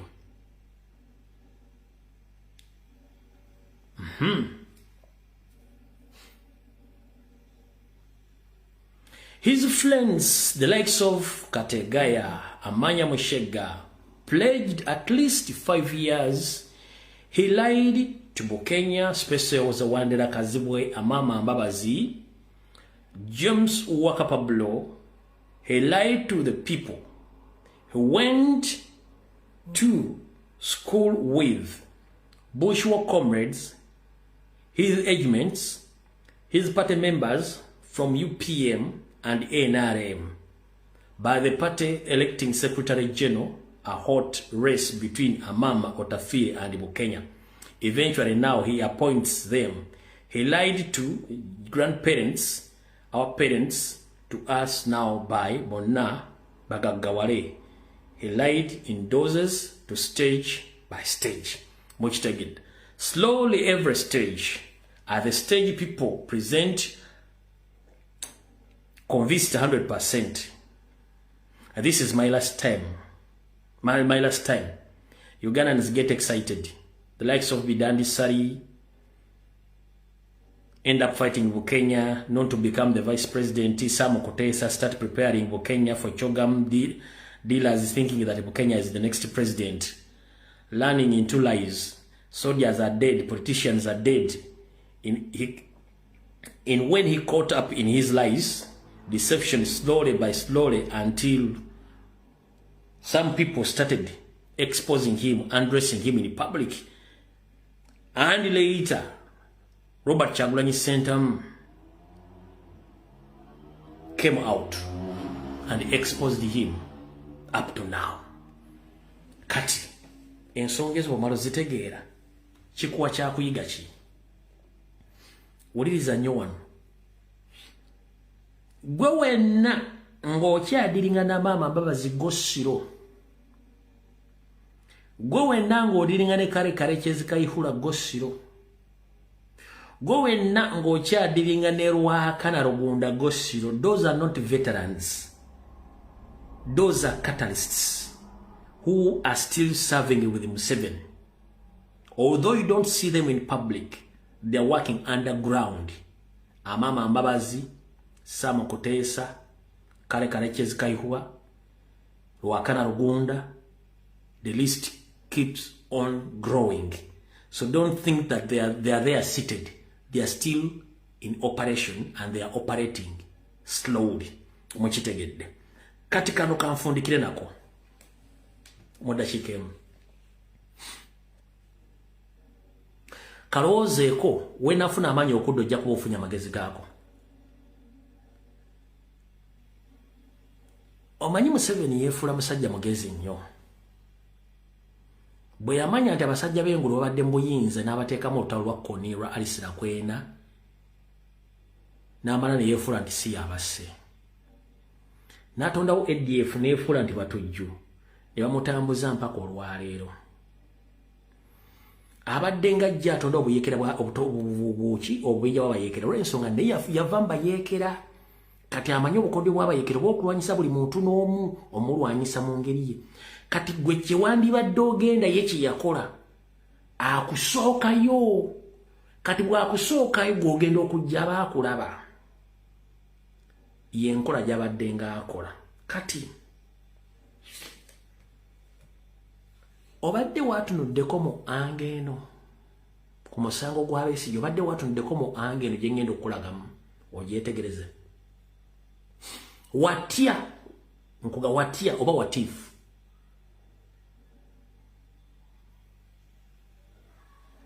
Nga bwe nabagamba Museveni alina ba agenti be yateeka across the globe, muzannyira buli muzannyo gwonna ogujjamu abantu abandibadde bamukanga. Ekyo kyamulemesezza okufuna Kyagulanyi kuba Kyagulanyi yamanya. Watya nga Kizza Besigye ne banne babatega omusajja oyo nga bwe yali amuteze Dr. Kiyingi. Watya nga ne bamutega butezi. Lwaki atega abantu bano? Kikulowoozese ne bono bwe yagala genda kolagana Bazungu ne Museveni alinayo omukono naawe otiye. Kitunule mwolabe nti Watya yatega omuzungu ono nga bwe yamutega Kiyingi mu ntandikwa ne tutakiwabudde bwe tetwali tetuwogera nnyo nga tetuliiwo. Watya nga yatega omuzungu ono akwatireko abo bonna abali basubira okweyambisa abazungu okujjako Museveni watyanga yamutega. Kino kikulaga nti mwenna abandiyagadde okugenda okukozesa abazungu okubasapootinga mujjeko ayinayo omukono asobola okubamanya watyanga kituufu.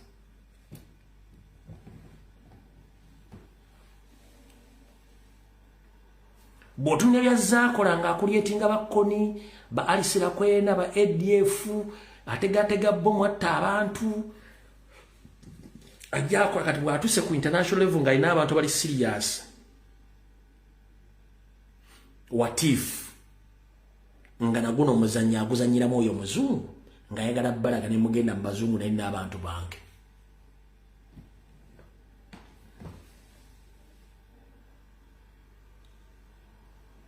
Kitulemu okyetegereze mu ange endala.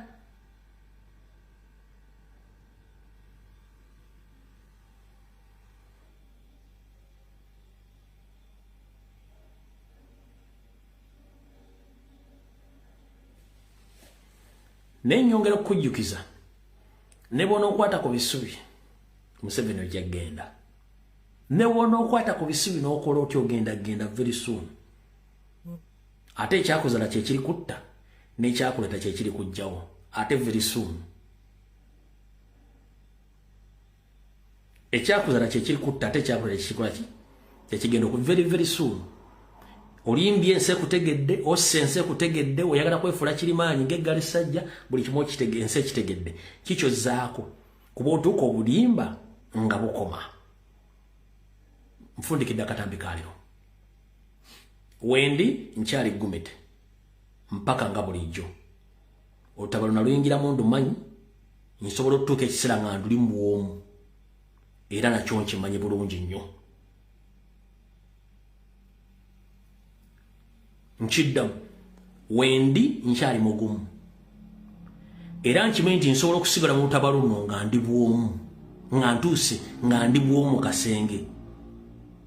Omanyi wolutuuka nga olina okufacinga reality alone.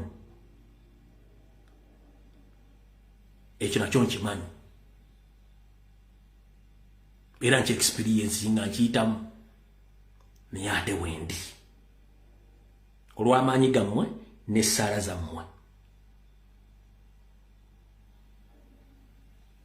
Nkiddamu wendi ndi mugumu olw'essaala zammwe era nkimanyi nti at one time nsobola okusigalako obwomu